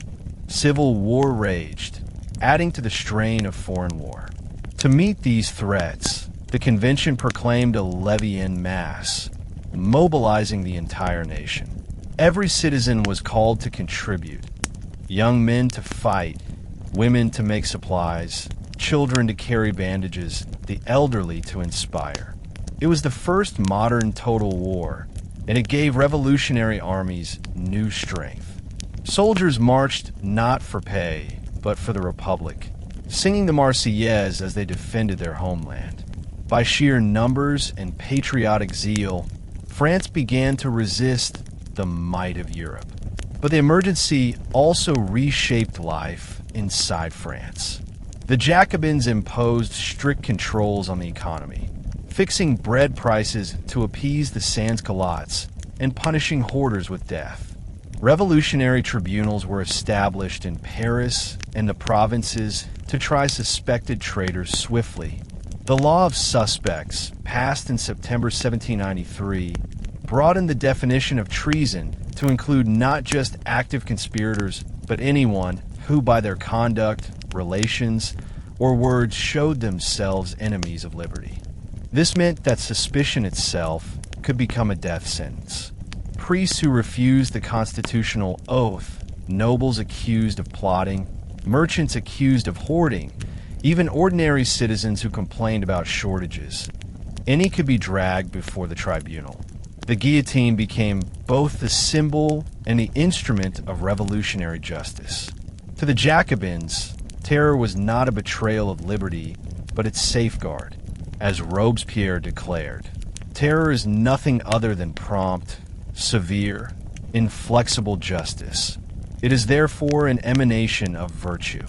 For Robespierre, the revolution was not simply about survival, but about building a new moral order. He believed that liberty could not endure without virtue, and that corruption, selfishness, and greed had to be eradicated. The revolution, in his mind, was a cleansing fire, purifying society of tyranny and vice. This conviction made him both inspiring and terrifying. He demanded absolute devotion to Republican ideals, leaving no room for compromise. Under Jacobin rule, France underwent sweeping social transformation. The calendar itself was remade. The old Gregorian months tied to Christianity were abolished and replaced with a revolutionary calendar beginning from the year one of liberty. Religious symbols were destroyed, churches were closed or repurposed, and festivals of reason replaced traditional worship. Though Robespierre himself resisted outright atheism, he promoted the cult of the Supreme Being, a deist faith meant to unite citizens under a civic religion of virtue and republican morality. In Paris, the sans-culottes became arbiters of revolutionary purity, patrolling markets, denouncing hoarders, and demanding harsher measures against counter-revolutionaries. The Jacobins encouraged this zeal, but they also sought to control it. The revolution was not to be a chaotic mob uprising, but a disciplined movement guided by virtue and law. Yet in practice, virtue and terror became inseparable. By late 1793, the revolution had entered the reign of terror.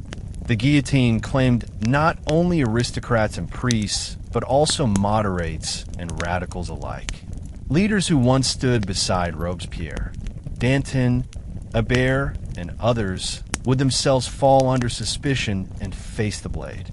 The revolution devoured its own, all in the name of protecting liberty. Robespierre stood at the center of this storm, both admired and feared. To his followers, he was the incorruptible guardian of virtue. To his enemies, he was a tyrant cloaked in republican purity. France was remade in fire, and the question loomed: could the revolution survive its own intensity, or would terror consume the ideals it sought to defend? By late 1793, the reign of terror had become the engine of revolutionary justice. The guillotine, once seen as a humane invention for swift executions, now dominated the public imagination. In Paris, the Place de la Revolution became the theater of daily spectacles where carts rolled through crowded streets carrying the condemned. At first, these victims were aristocrats and priests, symbols of the old regime. But as months passed, the blade fell on moderates, radicals, merchants, and peasants alike. In the eyes of the Jacobins, anyone suspected of wavering loyalty was an enemy of liberty. The Revolutionary Tribunal in Paris operated with ruthless efficiency. Trials were often little more than formalities, lasting hours or even minutes. Evidence could be flimsy, accusations vague. Guilt was measured less by proof than by suspicion. To hesitate in supporting the revolution was treason. Neutrality itself was criminal. This atmosphere of fear meant neighbors denounced neighbors. Colleagues turned on colleagues, and survival often depended on demonstrating louder zeal than others. High-profile victims shocked the nation. Madame Roland, a Girondin intellectual, mounted the scaffold declaring, "O liberty, what crimes are committed in thy name?" The Duke of Orleans, cousin of the king who had supported the revolution, was nonetheless executed as a traitor. Even ordinary workers who grumbled about bread shortages could be condemned for undermining morale. The terror blurred all lines between justice and vengeance, until politics itself seemed soaked in blood. And yet, the Jacobins defended it fiercely. To them, the revolution was besieged by enemies: foreign armies at the borders, royalists in the countryside, moderates and conspirators within. "We must exterminate the traitors," thundered Saint Just, "or we will perish with them." The guillotine became not just an instrument of punishment, but of purification. In their logic, terror was not cruelty, but necessity, an iron law of survival in a world at war. The reign of terror was not confined to Paris. Its shadow spread across the provinces. In Lyon, where royalist sympathizers and federalist rebels had resisted the convention, the reprisals were merciless. Revolutionary commissioners ordered mass executions, with prisoners lined up and shot or guillotined in batches.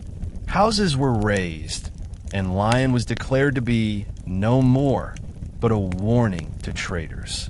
In Avade, where counter-revolutionary peasants had risen in defense of the king and the church, the repression was even more brutal. The Republican army, determined to crush the rebellion, waged what some historians later called the first modern example of total war. Villages were burned, crops destroyed, and thousands massacred in a campaign of annihilation. Men, women, and even children fell victim to the fury of Republican vengeance. For the Jacobins, these were not innocent peasants, but tools of aristocratic conspiracy, enemies who had to be exterminated to save the Republic. Elsewhere, revolutionary representatives imposed the new order with an iron hand. In Nantes, mass drownings were carried out, with boats full of prisoners sunk in the Loire River. In Toulon, where royalists had handed the city to the British, brutal reprisals followed when revolutionary forces recaptured it. Among the victors was a young artillery officer named Napoleon Bonaparte, who would later rise to fame. The revolution's ideals of liberty and equality seemed twisted in these moments of mass killing. Yet to the leaders of the convention, these actions were justified by necessity. The Republic is one and indivisible, they declared, and rebellion could not be tolerated. Terror in the provinces showed the extremes of revolutionary justice.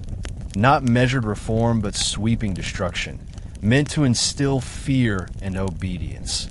Alongside executions, the Jacobins attempted to remake society itself into a republic of virtue.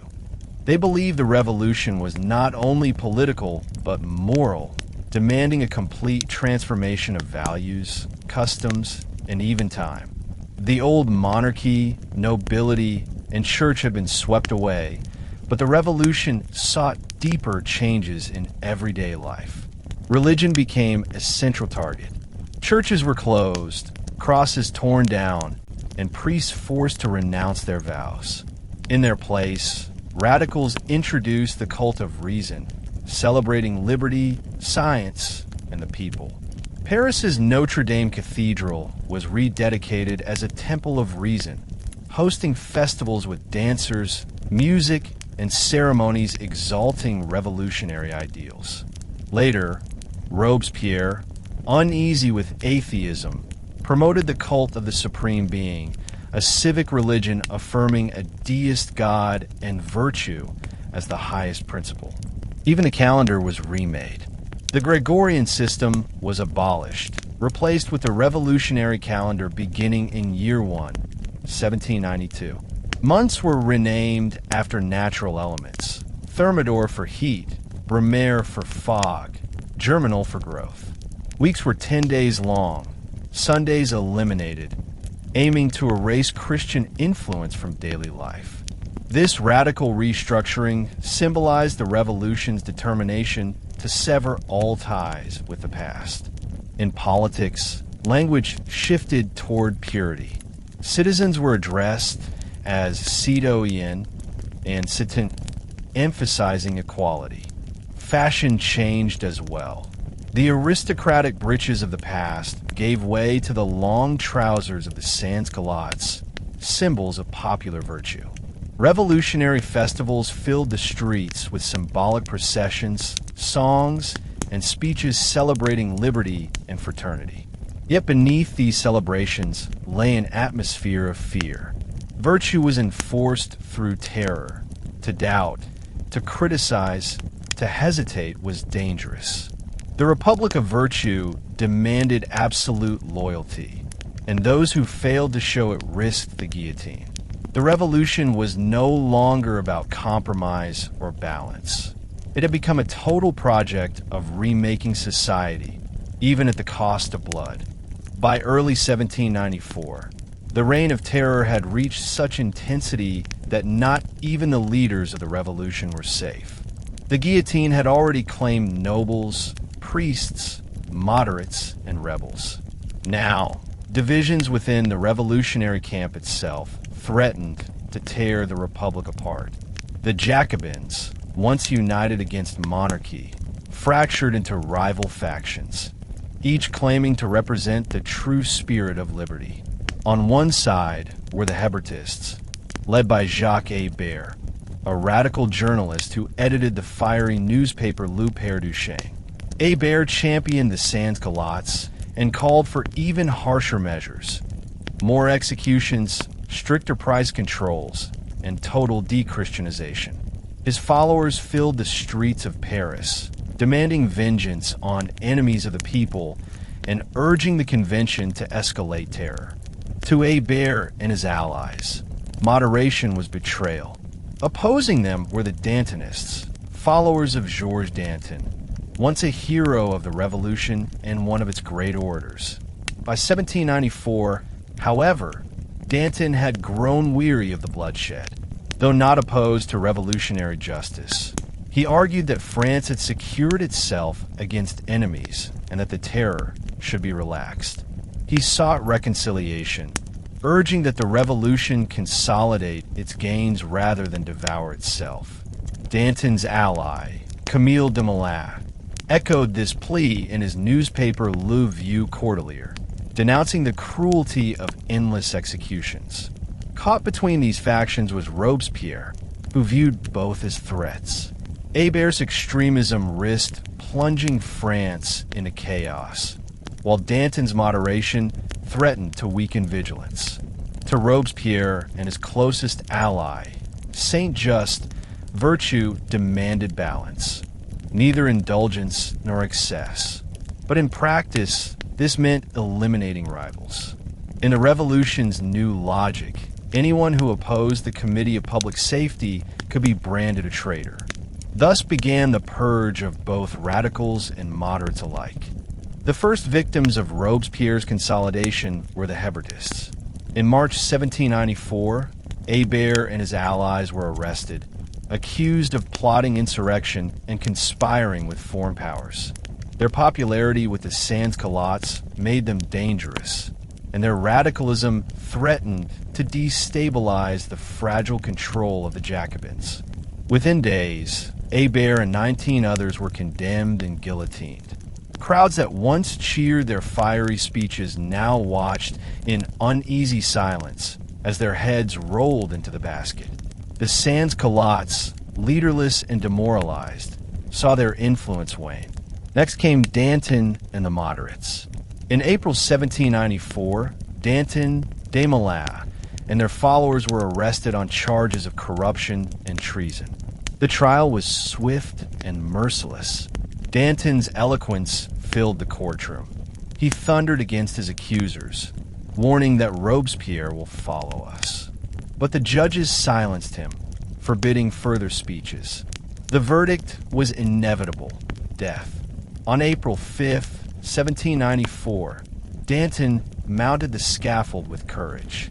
"Show my head to the people," he told the executioner. "It is worth seeing." Desmoulins, once the boyish voice who urged Parisians to storm the Bastille, followed him, his young wife begging in vain for his life. Their deaths marked a grim moment. The revolution had consumed two of its most passionate leaders, men who had ignited its early flames. These executions terrified the convention. If Hébertists were too radical and Dantonists too moderate, then who was safe? The blade seemed to hover over everyone. Robespierre and the Committee of Public Safety now stood unchallenged at the revolution's helm. But absolute power also brought isolation. With rivals gone, Robespierre himself became the sole embodiment of revolutionary virtue, and therefore the target of suspicion. By mid-1794, Robespierre's dominance was unparalleled. As a leading member of the Committee of Public Safety, he directed policy, inspired legislation, and shaped the moral vision of the Republic. He was hailed by supporters as the incorruptible, the guardian of virtue who stood above greed and corruption. To many citizens, he was the revolution's conscience, unyielding in his devotion to liberty and equality. But Robespierre's authority rested on fragile ground. He believed that the Republic could only survive through the fusion of virtue and terror. To him, terror was not arbitrary violence, but justice, a weapon wielded against corruption, selfishness, and tyranny. Yet as executions multiplied, fear spread not just among enemies, but among fellow revolutionaries. Deputies whispered that Robespierre was becoming a dictator, a man who placed himself above the assembly. His vision extended beyond politics into morality.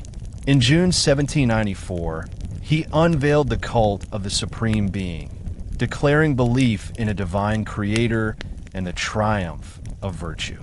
The Festival of the Supreme Being, with Robespierre parading at its head, was meant to unite citizens in civic faith. Yet to many deputies, it looked like hubris, a man setting himself up as a high priest of the Republic. Instead of inspiring unity, it sowed unease.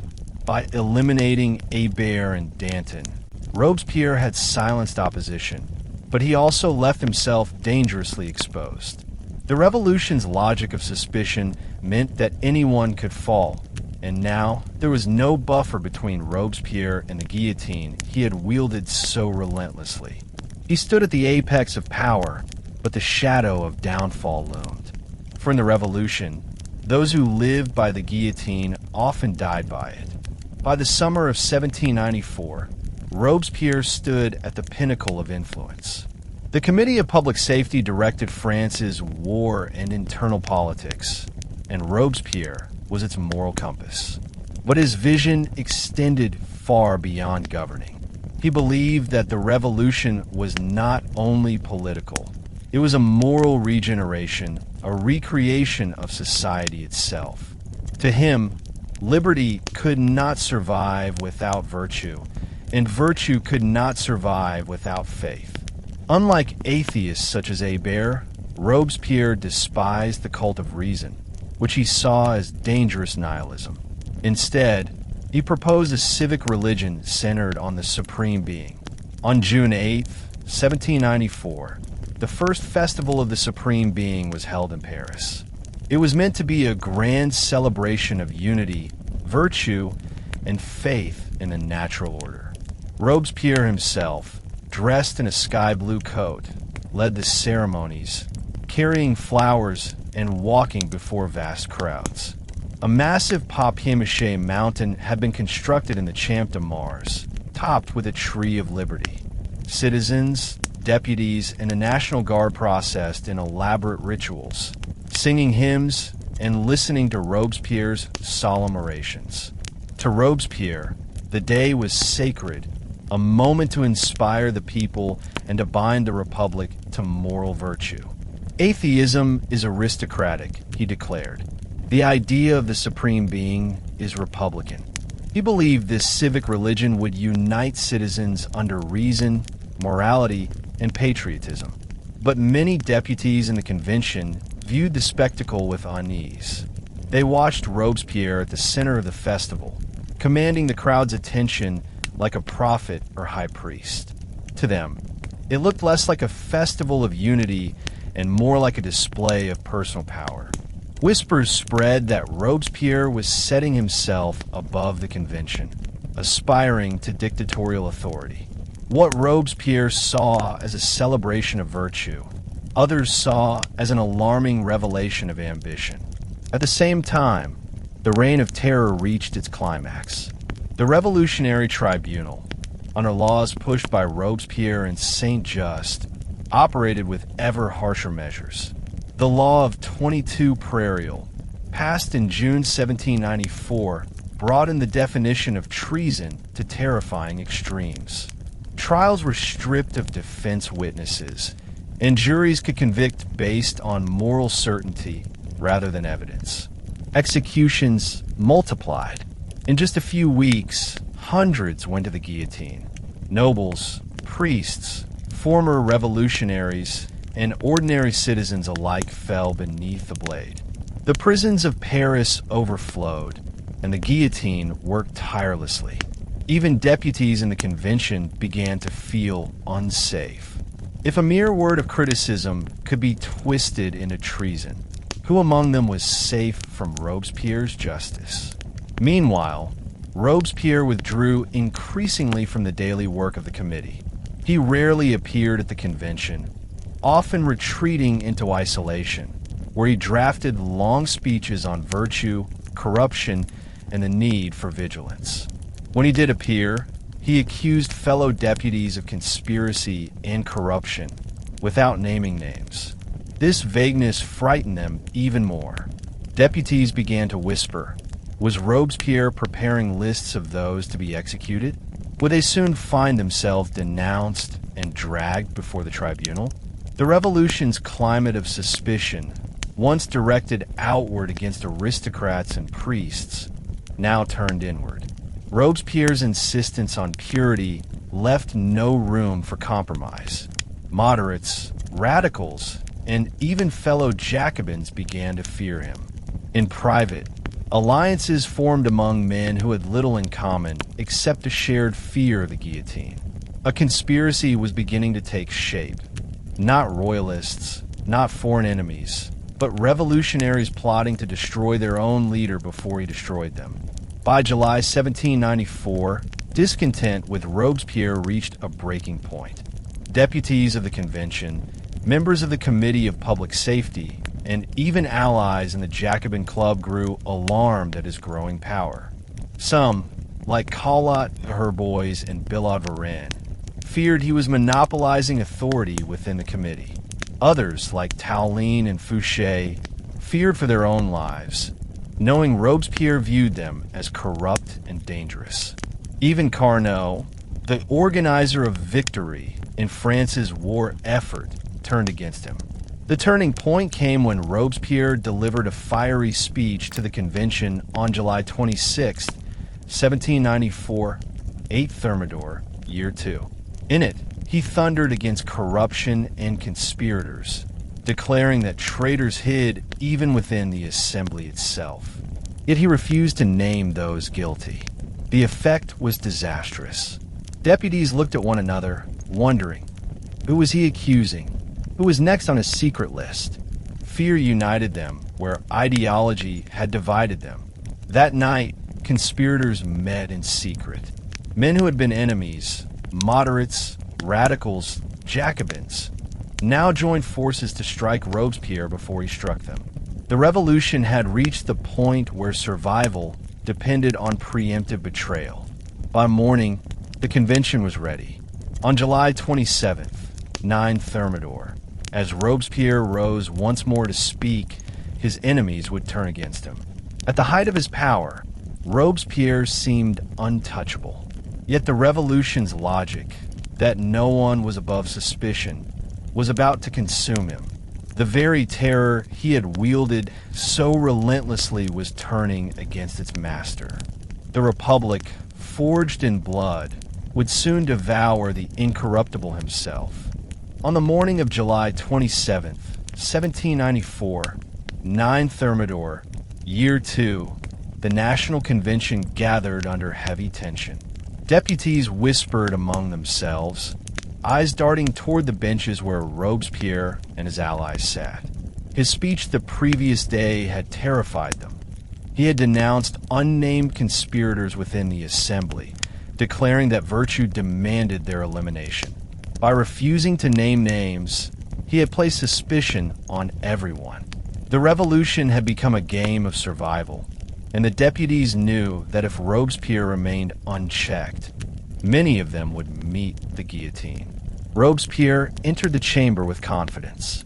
He still believed in his moral authority, still trusted that the people and the Jacobin club stood with him. Yet as he attempted to address the assembly, something unprecedented happened. His voice was drowned out by shouts. Tallien, Varin, and other conspirators rose, accusing him of tyranny, of aspiring to dictatorship, of drowning France in blood. Cries of "Down with the tyrant" filled the hall. Robespierre tried to respond, but deputies shouted him down, refusing to let him speak. For the first time, the incorruptible was silenced.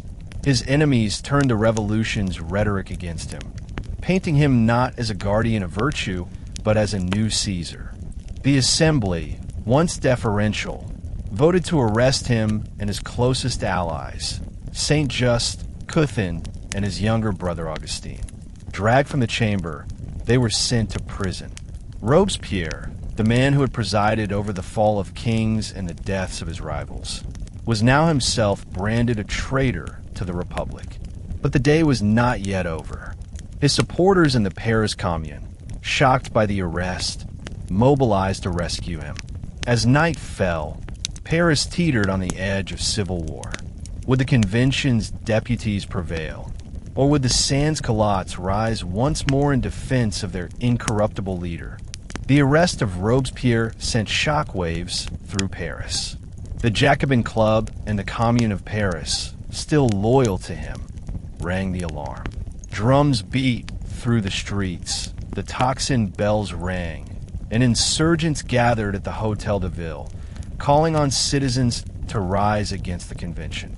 For a moment, it seemed as if another popular uprising might save Robespierre, just as the people had once saved the revolution in 1792.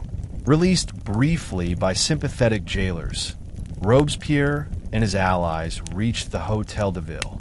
There, surrounded by loyal officials and guards, he hesitated. Saint-Just urged decisive action, to march on the convention and seize control. But Robespierre, exhausted and indecisive, faltered. He had always relied on moral authority rather than force. And now, in the moment of crisis, he seemed unable to act like a dictator. Hours slipped away as he debated while the convention rallied reinforcements. Meanwhile, the convention declared Robespierre and his allies outlaws, stripping them of legal protection.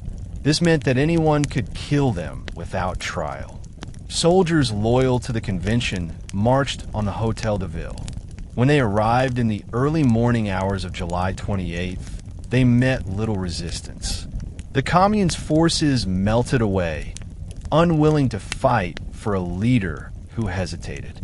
The scene inside was chaotic. Robespierre, cornered, attempted suicide with a pistol but only shattered his jaw, leaving him bleeding and unable to speak.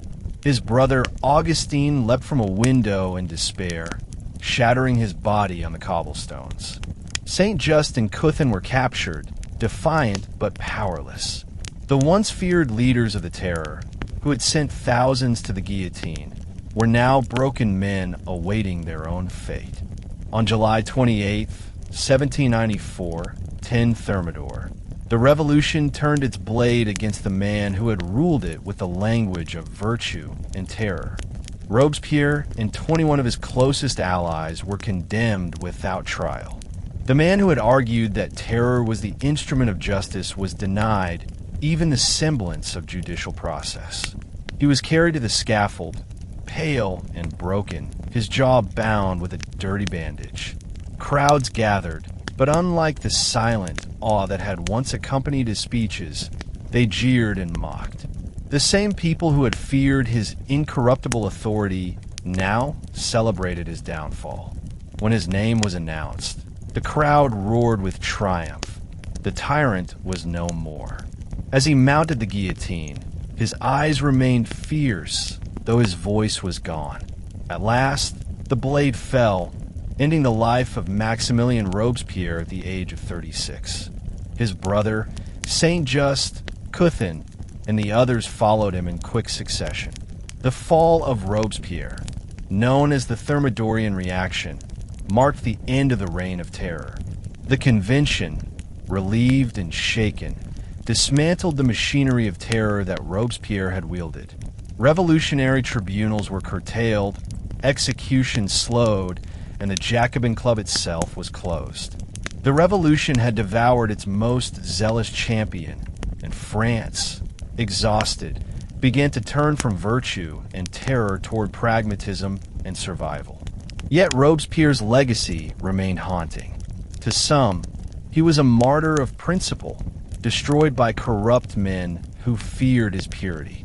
To others, he was a fanatic whose obsession with virtue led to tyranny and blood. His fall symbolized both the power and the peril of revolutions, that ideals, when pursued without mercy, can consume those who carry them. France had entered a new phase, but the shadow of Thermidor would shape its politics for years to come. The death of Robespierre on July 28, 1794, stunned France. The man who had embodied the revolution's uncompromising zeal was gone, and with him ended the most intense phase of the Reign of Terror. The very next day, the Convention began dismantling the institutions that had made terror possible. The Revolutionary Tribunal was stripped of its extraordinary powers, the Law of 22 Prairial, so notorious for permitting executions without evidence, was repealed, and prisoners awaiting trial were released in waves. The guillotine, once the symbol of revolutionary justice, now stood discredited. Executions slowed dramatically. Crowds that had once gathered daily to watch beheadings turned away, weary of blood. Even the sans-culottes, who had demanded harsher measures in the name of equality, began to retreat from political life. The fever of virtue and terror that had gripped France for over a year had broken, leaving exhaustion in its wake. The Jacobins, once the unchallenged rulers of the revolution, found themselves hunted. The Jacobin Club in Paris, the very heart of radical politics, was shut down. Its members were denounced as tyrants. Their rhetoric of virtue turned into a warning rather than an inspiration. In the streets, people who had lived in fear of denunciation now breathed cautiously easier, though bitterness and scars remained. But the Thermidorian reaction was not only about ending executions. It was about shifting power.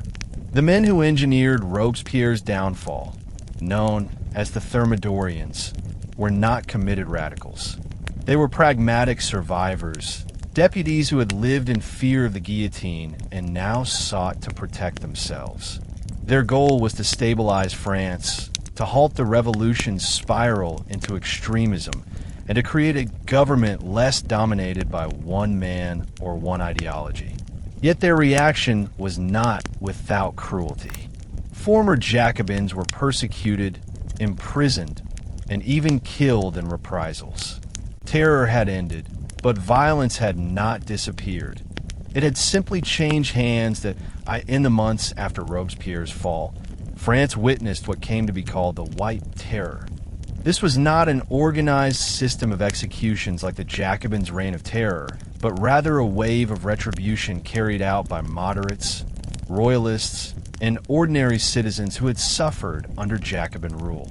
In towns and villages, former revolutionaries were attacked in the streets, imprisoned, or murdered by angry mobs.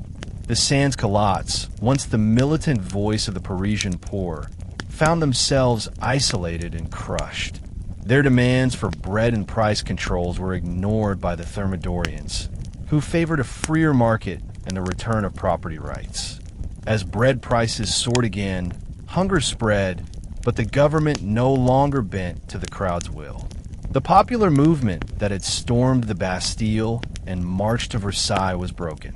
The revolution had shifted away from the radical energy of the people and toward the control of middle-class politicians and property owners. At the same time, royalist sympathizers grew bolder. Though monarchy had been abolished, royalist priests and nobles who had hidden during the terror now re-emerged. Streets echoed with clashes between Jacobin remnants and royalist gangs, each seeking revenge. The Thermidorians, eager to move away from radicalism, tolerated royalist resurgence more than they tolerated Jacobin influence. The revolution, once the nightmare of kings, now seemed to soften, though the republic itself remained intact. This white terror revealed the cycle of violence in revolutionary politics. Terror begot counter-terror. Those who had once wielded the guillotine now faced the fury of mobs, proving that revolutions often turn not only on ideals, but on vengeance. France was exhausted, yearning for stability, but caught in a pendulum swing between extremes. With the fall of Robespierre, the revolution entered a transitional phase. The Thermidorians sought to create a new political framework that avoided the absolutism of both monarchy and Jacobin dictatorship. In 1795, they drafted a new constitution, establishing what became known as the Directory. This government was designed to prevent the concentration of power in the hands of one man or one faction. The Directory was led by 5 directors, chosen by a bicameral legislature, with carefully divided powers meant to check each other.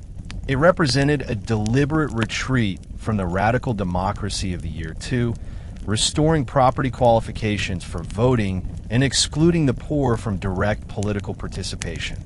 The sans-culottes, once central to the revolution, were effectively sidelined. Power shifted firmly into the hands of the bourgeoisie, the middle-class property owners who sought stability above all. The Thermidorians also ended many of the revolution's social experiments. The revolutionary calendar, the cult of the supreme being, and the festivals of reason faded into obscurity.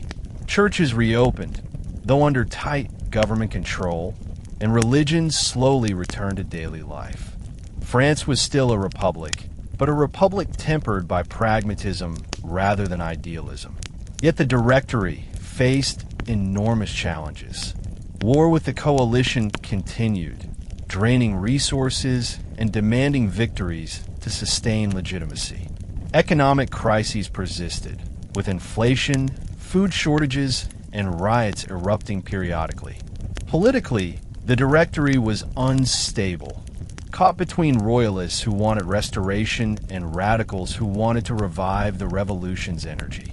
It was a government of compromise, but one without a secure foundation. The Thermidorian reaction marked both an end and a beginning. It ended the radical experiment of the terror and began a search for balance that would last until the revolution itself gave way to a new figure who rose from the battlefield, a general named Napoleon Bonaparte. In 1795, after the chaos of the terror and the Thermidorian reaction, France sought stability. The National Convention drafted a new constitution, the Constitution of Year 3, designed to prevent both royalist restoration and another Jacobin dictatorship. It established the Directory, a 5-man executive chosen by a bicameral legislature, the Council of 500 and the Council of Ancients. This system was deliberately complex, with checks and balances meant to prevent the concentration of power in any single individual. On paper, the Directory promised moderation and stability. In practice, it was fragile from the start. The revolution had left France divided. Royalists yearned for a king. Jacobins dreamed of a return to radical democracy, and ordinary citizens were exhausted by years of blood and hunger. The Directory, dominated by middle-class property owners, tilted toward conservatism. It restricted voting rights again, excluding the poorest citizens. The sans-culottes, once the fiery engine of revolutionary energy, were now politically silenced. Economically, the situation was grim. The assignats, the paper currency backed by confiscated church lands, collapsed in value, leading to runaway inflation. Bread prices soared, and famine stalled Paris once more. Riots erupted, especially when the government ended the price controls that had protected the poor during the terror.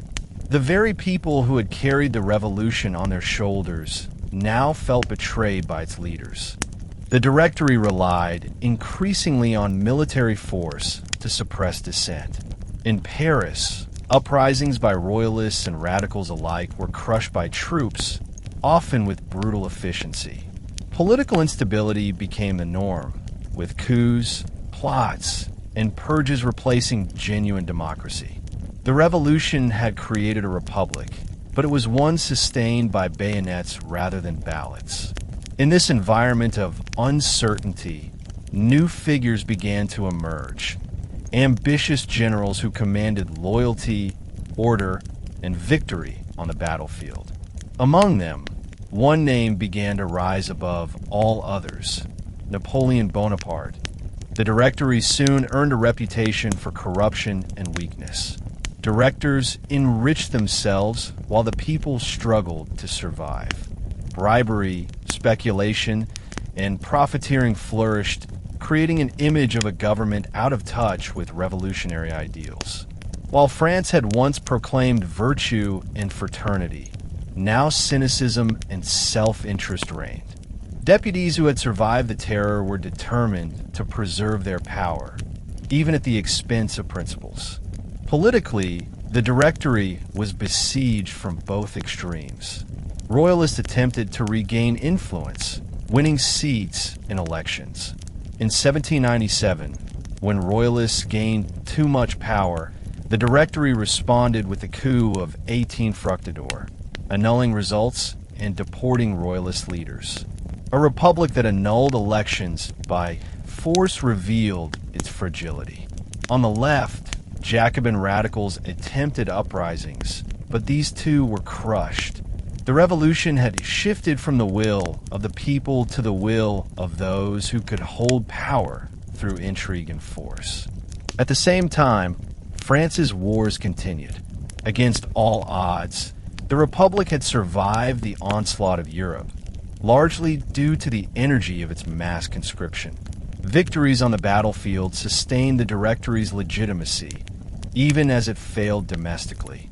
Military glory became the currency of politics, and generals became more important than politicians. The people looked less to Paris for leadership and more to the armies that defended France. This shift in power made the Directory dependent on the military. Each crisis seemed to end with soldiers intervening to suppress dissent or secure order. It was a dangerous precedent. The Republic's survival no longer depended on civic virtue, but on military commanders. And among those commanders, Napoleon Bonaparte was rapidly proving himself indispensable. His victories in Italy dazzled France and gave the people a new hero. The Directory, unstable and unpopular, increasingly leaned on his rising star. Without realizing, it was nurturing the man who would end it. In 1796, Napoleon Bonaparte, a young Corsican general, was given command of the army of Italy. What followed transformed him from an ambitious officer into the most celebrated figure in France. Against larger Austrian armies, he won a series of brilliant victories, moving swiftly, outmaneuvering his enemies, and seizing vast amounts of wealth to send back to France. His Italian campaign became legendary. The starving, ragged soldiers who followed him were transformed into a victorious army, loyal not to the Directory, but to Napoleon himself. Napoleon's genius lay not only in tactics, but in image. He presented himself as the defender of the revolution, the soldier of liberty, and the champion of equality. Yet he also knew how to cultivate myth. His bulletins from the front, printed in Paris, exaggerated victories and glorified his leadership, turning him into a national hero. The Directory, desperate for legitimacy, basked in his reflected glory, but they also began to fear his ambition. Meanwhile, the Directory's failures multiplied. Economic hardship persisted, political purges alienated citizens, and constant coups eroded trust. The Republic seemed like a hollow shell, propped up by military victories abroad while rotting from within. Napoleon, with his aura of success, looked increasingly like the solution to France's chaos. By 1799, Napoleon had returned from his Egyptian campaign, less successful militarily, but still cloaked in prestige. France was once again in crisis. Corruption, food shortages, and war exhaustion pushed the Republic to the brink. In this moment of weakness, Napoleon and his allies staged the coup of 18 Brumaire, toppling the Directory. With its fall, the Revolution's decade of turmoil ended, and a new era began. The Consulate, with Napoleon at its helm. The Directory years had shown the Revolution's exhaustion, its ideals betrayed by corruption, its democracy undermined by force, and its survival secured only by armies. Yet in that exhaustion lay the opportunity for Napoleon. He promised order, stability, and glory. The revolution had devoured kings and radicals alike, and now it handed power to a general who would transform France and reshape Europe. By 1799, the French Republic under the Directory was tottering on the edge of collapse. After 4 years of corruption, factional infighting, and repeated coups, the Directory had lost all credibility. Its economic policies failed to stabilize France. Food shortages persisted, inflation plagued the assignats, and peasants hoarded grain while urban workers went hungry. In Paris, the once fiery sans-culottes were silent, crushed, and demoralized, while political life had devolved into cynical manipulation. Externally, the wars that had once energized the revolution drained resources. Although French armies had enjoyed victories under generals like Napoleon, the struggle against the Second Coalition of Britain, Austria, and Russia stretched the Republic to its limits. French soldiers bled across Europe while at home. Citizens questioned the purpose of endless conflict. The Directory clung to survival by leaning ever more heavily on the military. This dependence created a dangerous imbalance. Instead of elected representatives commanding authority, generals became the Republic's true power brokers. Among them, Napoleon Bonaparte loomed larger than all others. His Italian campaign had made him a national hero, and though his Egyptian expedition had ended in disappointment, news of his failures was carefully censored. To the French people, he remained the symbol of victory, discipline, and order, a stark contrast to the weak and corrupt Directory. By October 1799, political conspirators, frustrated deputies, ambitious officers, and Napoleon himself concluded that the Republic could not continue. They plotted to overthrow the Directory in what became the coup of 18 Brumaire, November 9th, 1799, in the revolutionary calendar. France stood at a crossroads. The ideals of liberty and equality had carried the revolution for a decade, but now the cry for stability and leadership was louder than the call for democracy. On the morning of 18 Brumaire, deputies of the councils were summoned to St. Cloud, outside Paris, under the pretext of a Jacobin plot threatening the government. Napoleon, recently returned from Egypt, arrived in full military regalia, surrounded by loyal soldiers. He was the image of authority, calm, commanding, and decisive. The Directory, already divided and weakened, collapsed almost immediately. 2 of its directors resigned, others fled.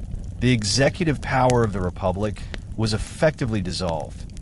The real struggle came in the legislative chambers. Napoleon entered the Council of 500, where deputies reacted with hostility. Some shouted, "Down with the dictator," and rushed toward him. For a moment, it seemed the coup might fail. Napoleon, rattled, was dragged out by his guards, leaving his brother Lucien, president of the council, to save the situation. Lucien declared that armed Jacobins had infiltrated the chamber and called on soldiers to defend the Republic. At bayonet point, troops cleared the hall. The legislature was dispersed by force. The revolution's democracy was silenced by military might. The next day, 19 Brumaire, the coup was formalized. A new constitution was drafted, establishing the consulate. Power was concentrated in 3 consuls, but in reality, it was Napoleon as first consul who commanded the state. The revolution had overthrown monarchy, dismantled feudalism, and proclaimed equality, but in the end, it delivered power into the hands of a soldier. For many, however, this was not betrayal but salvation.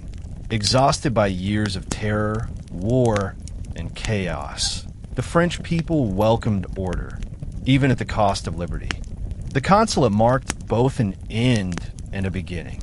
It ended the decade-long turbulence of the revolution, the storm of kings and parliaments, mobs and guillotines, radical experiments and bloody purges. In its place, Napoleon promised stability, efficiency, and glory.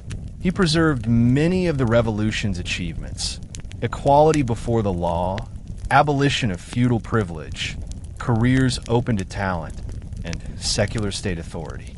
Yet he concentrated power firmly in his own hands. Napoleon presented himself as the heir of the revolution, the protector of its ideals, even as he curtailed political freedoms. Censorship tightened, dissent was suppressed, and elections became hollow rituals. The revolution's democratic dream gave way to authoritarian order. But to many citizens, especially peasants and soldiers, Napoleon was a liberator. He stabilized currency, reconciled with the Catholic Church through the Concordat, and delivered victories abroad.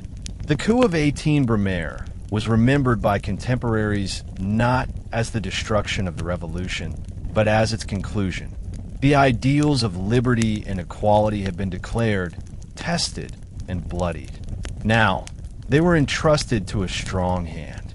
France had exchanged the guillotine of Robespierre for the sword of Napoleon. The revolution had begun in 1789 with a king summoning the Estates General. 10 years later, it ended with a general seizing power in a coup. The Republic remained in name, but in reality, France had entered a new era, one that would expand the revolution's legacy not through speeches in Paris, but through battlefields across Europe. After the coup of 18 Brumaire in 1799, Napoleon Bonaparte became first consul, the central figure in the new government. At first, he cloaked his rule in the language of the revolution. The constitution of the consulate preserved the appearance of republican institutions, legislative assemblies, elections, and the rights of citizens. Yet real power lay in the hands of Napoleon. He controlled the army, appointed officials, and held the authority to propose and enforce laws. The revolution had abolished monarchy in the name of liberty, but now France was ruled by the will of one man. Still, Napoleon's rule brought something the French people desperately craved after a decade of turmoil: stability. He reformed the tax system, created the Bank of France, and stabilized the currency, ending the runaway inflation that had plagued the Directory.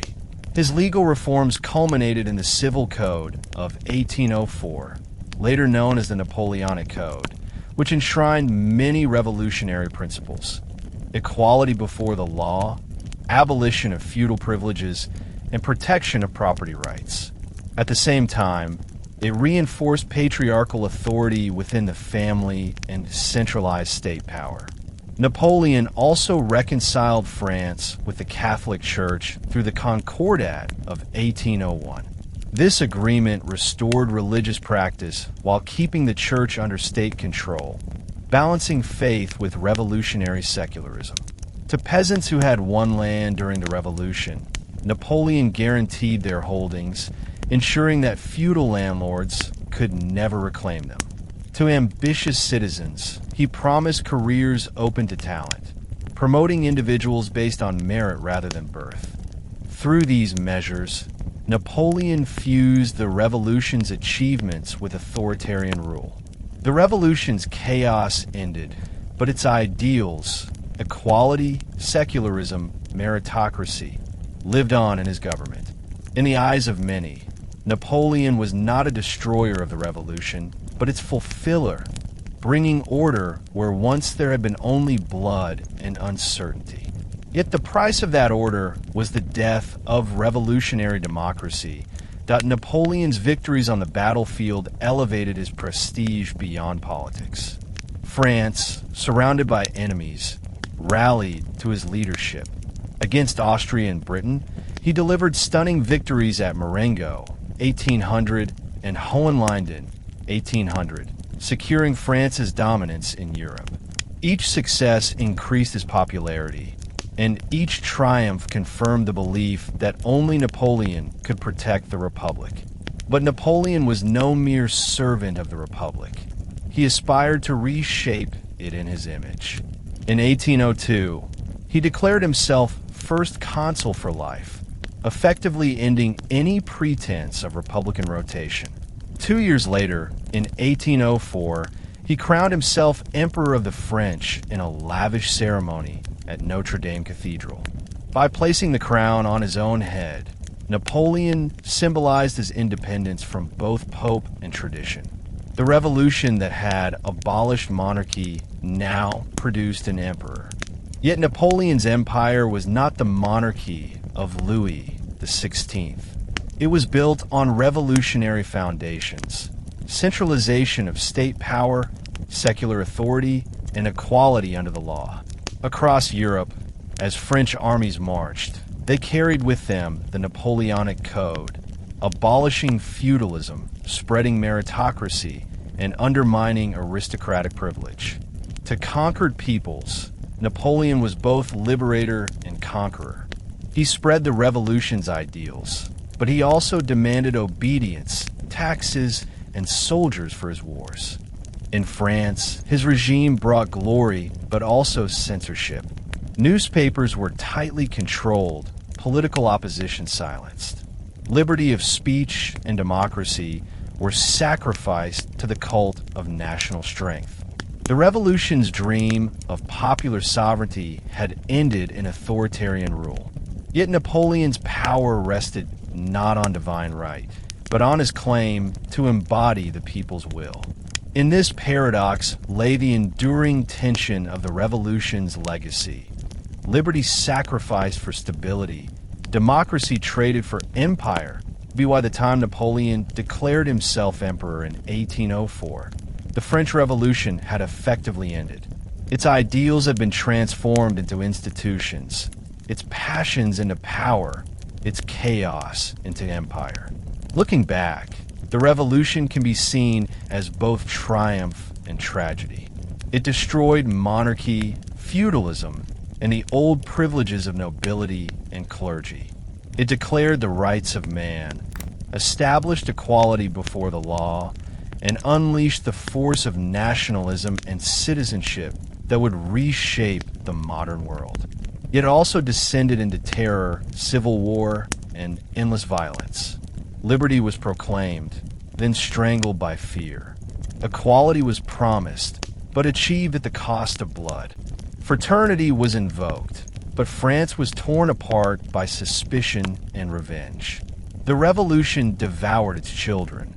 Louis XVI, Marie Antoinette, Danton, Hébert, Robespierre, each consumed by the whirlwind they helped unleash. Napoleon's rise embodied both continuity and change.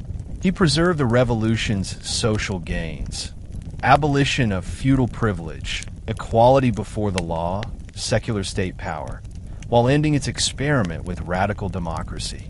In his empire, the revolution's legacy spread far beyond France, carried by armies across Europe. Even after his downfall, the Napoleonic Code and the ideals of 1789 endured, shaping modern nations.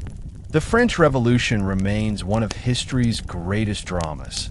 a story of human hope and human horror, of ideals that inspired generations and of violence that scarred a nation. From Louis XVI to Robespierre, from the guillotine to Napoleon's crown, it revealed both the power of the people to reshape history and the dangers of unchecked zeal. The revolution ended monarchy in France forever, but its greatest legacy was the idea that ordinary citizens could claim sovereignty over their own destiny. So today, we walk together through the storm of the French Revolution.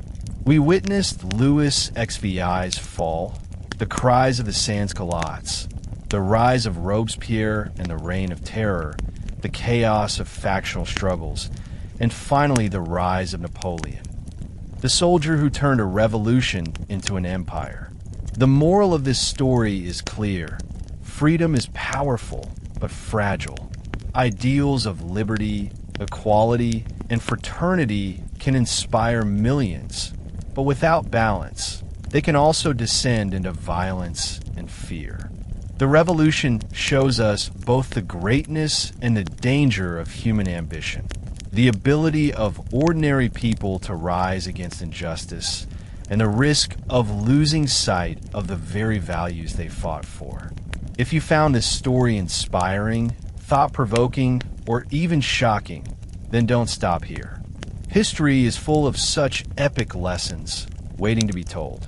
On History Teller YT, we will continue to bring you the great dramas of the past, stories that shaped nations, ideas, and the human spirit.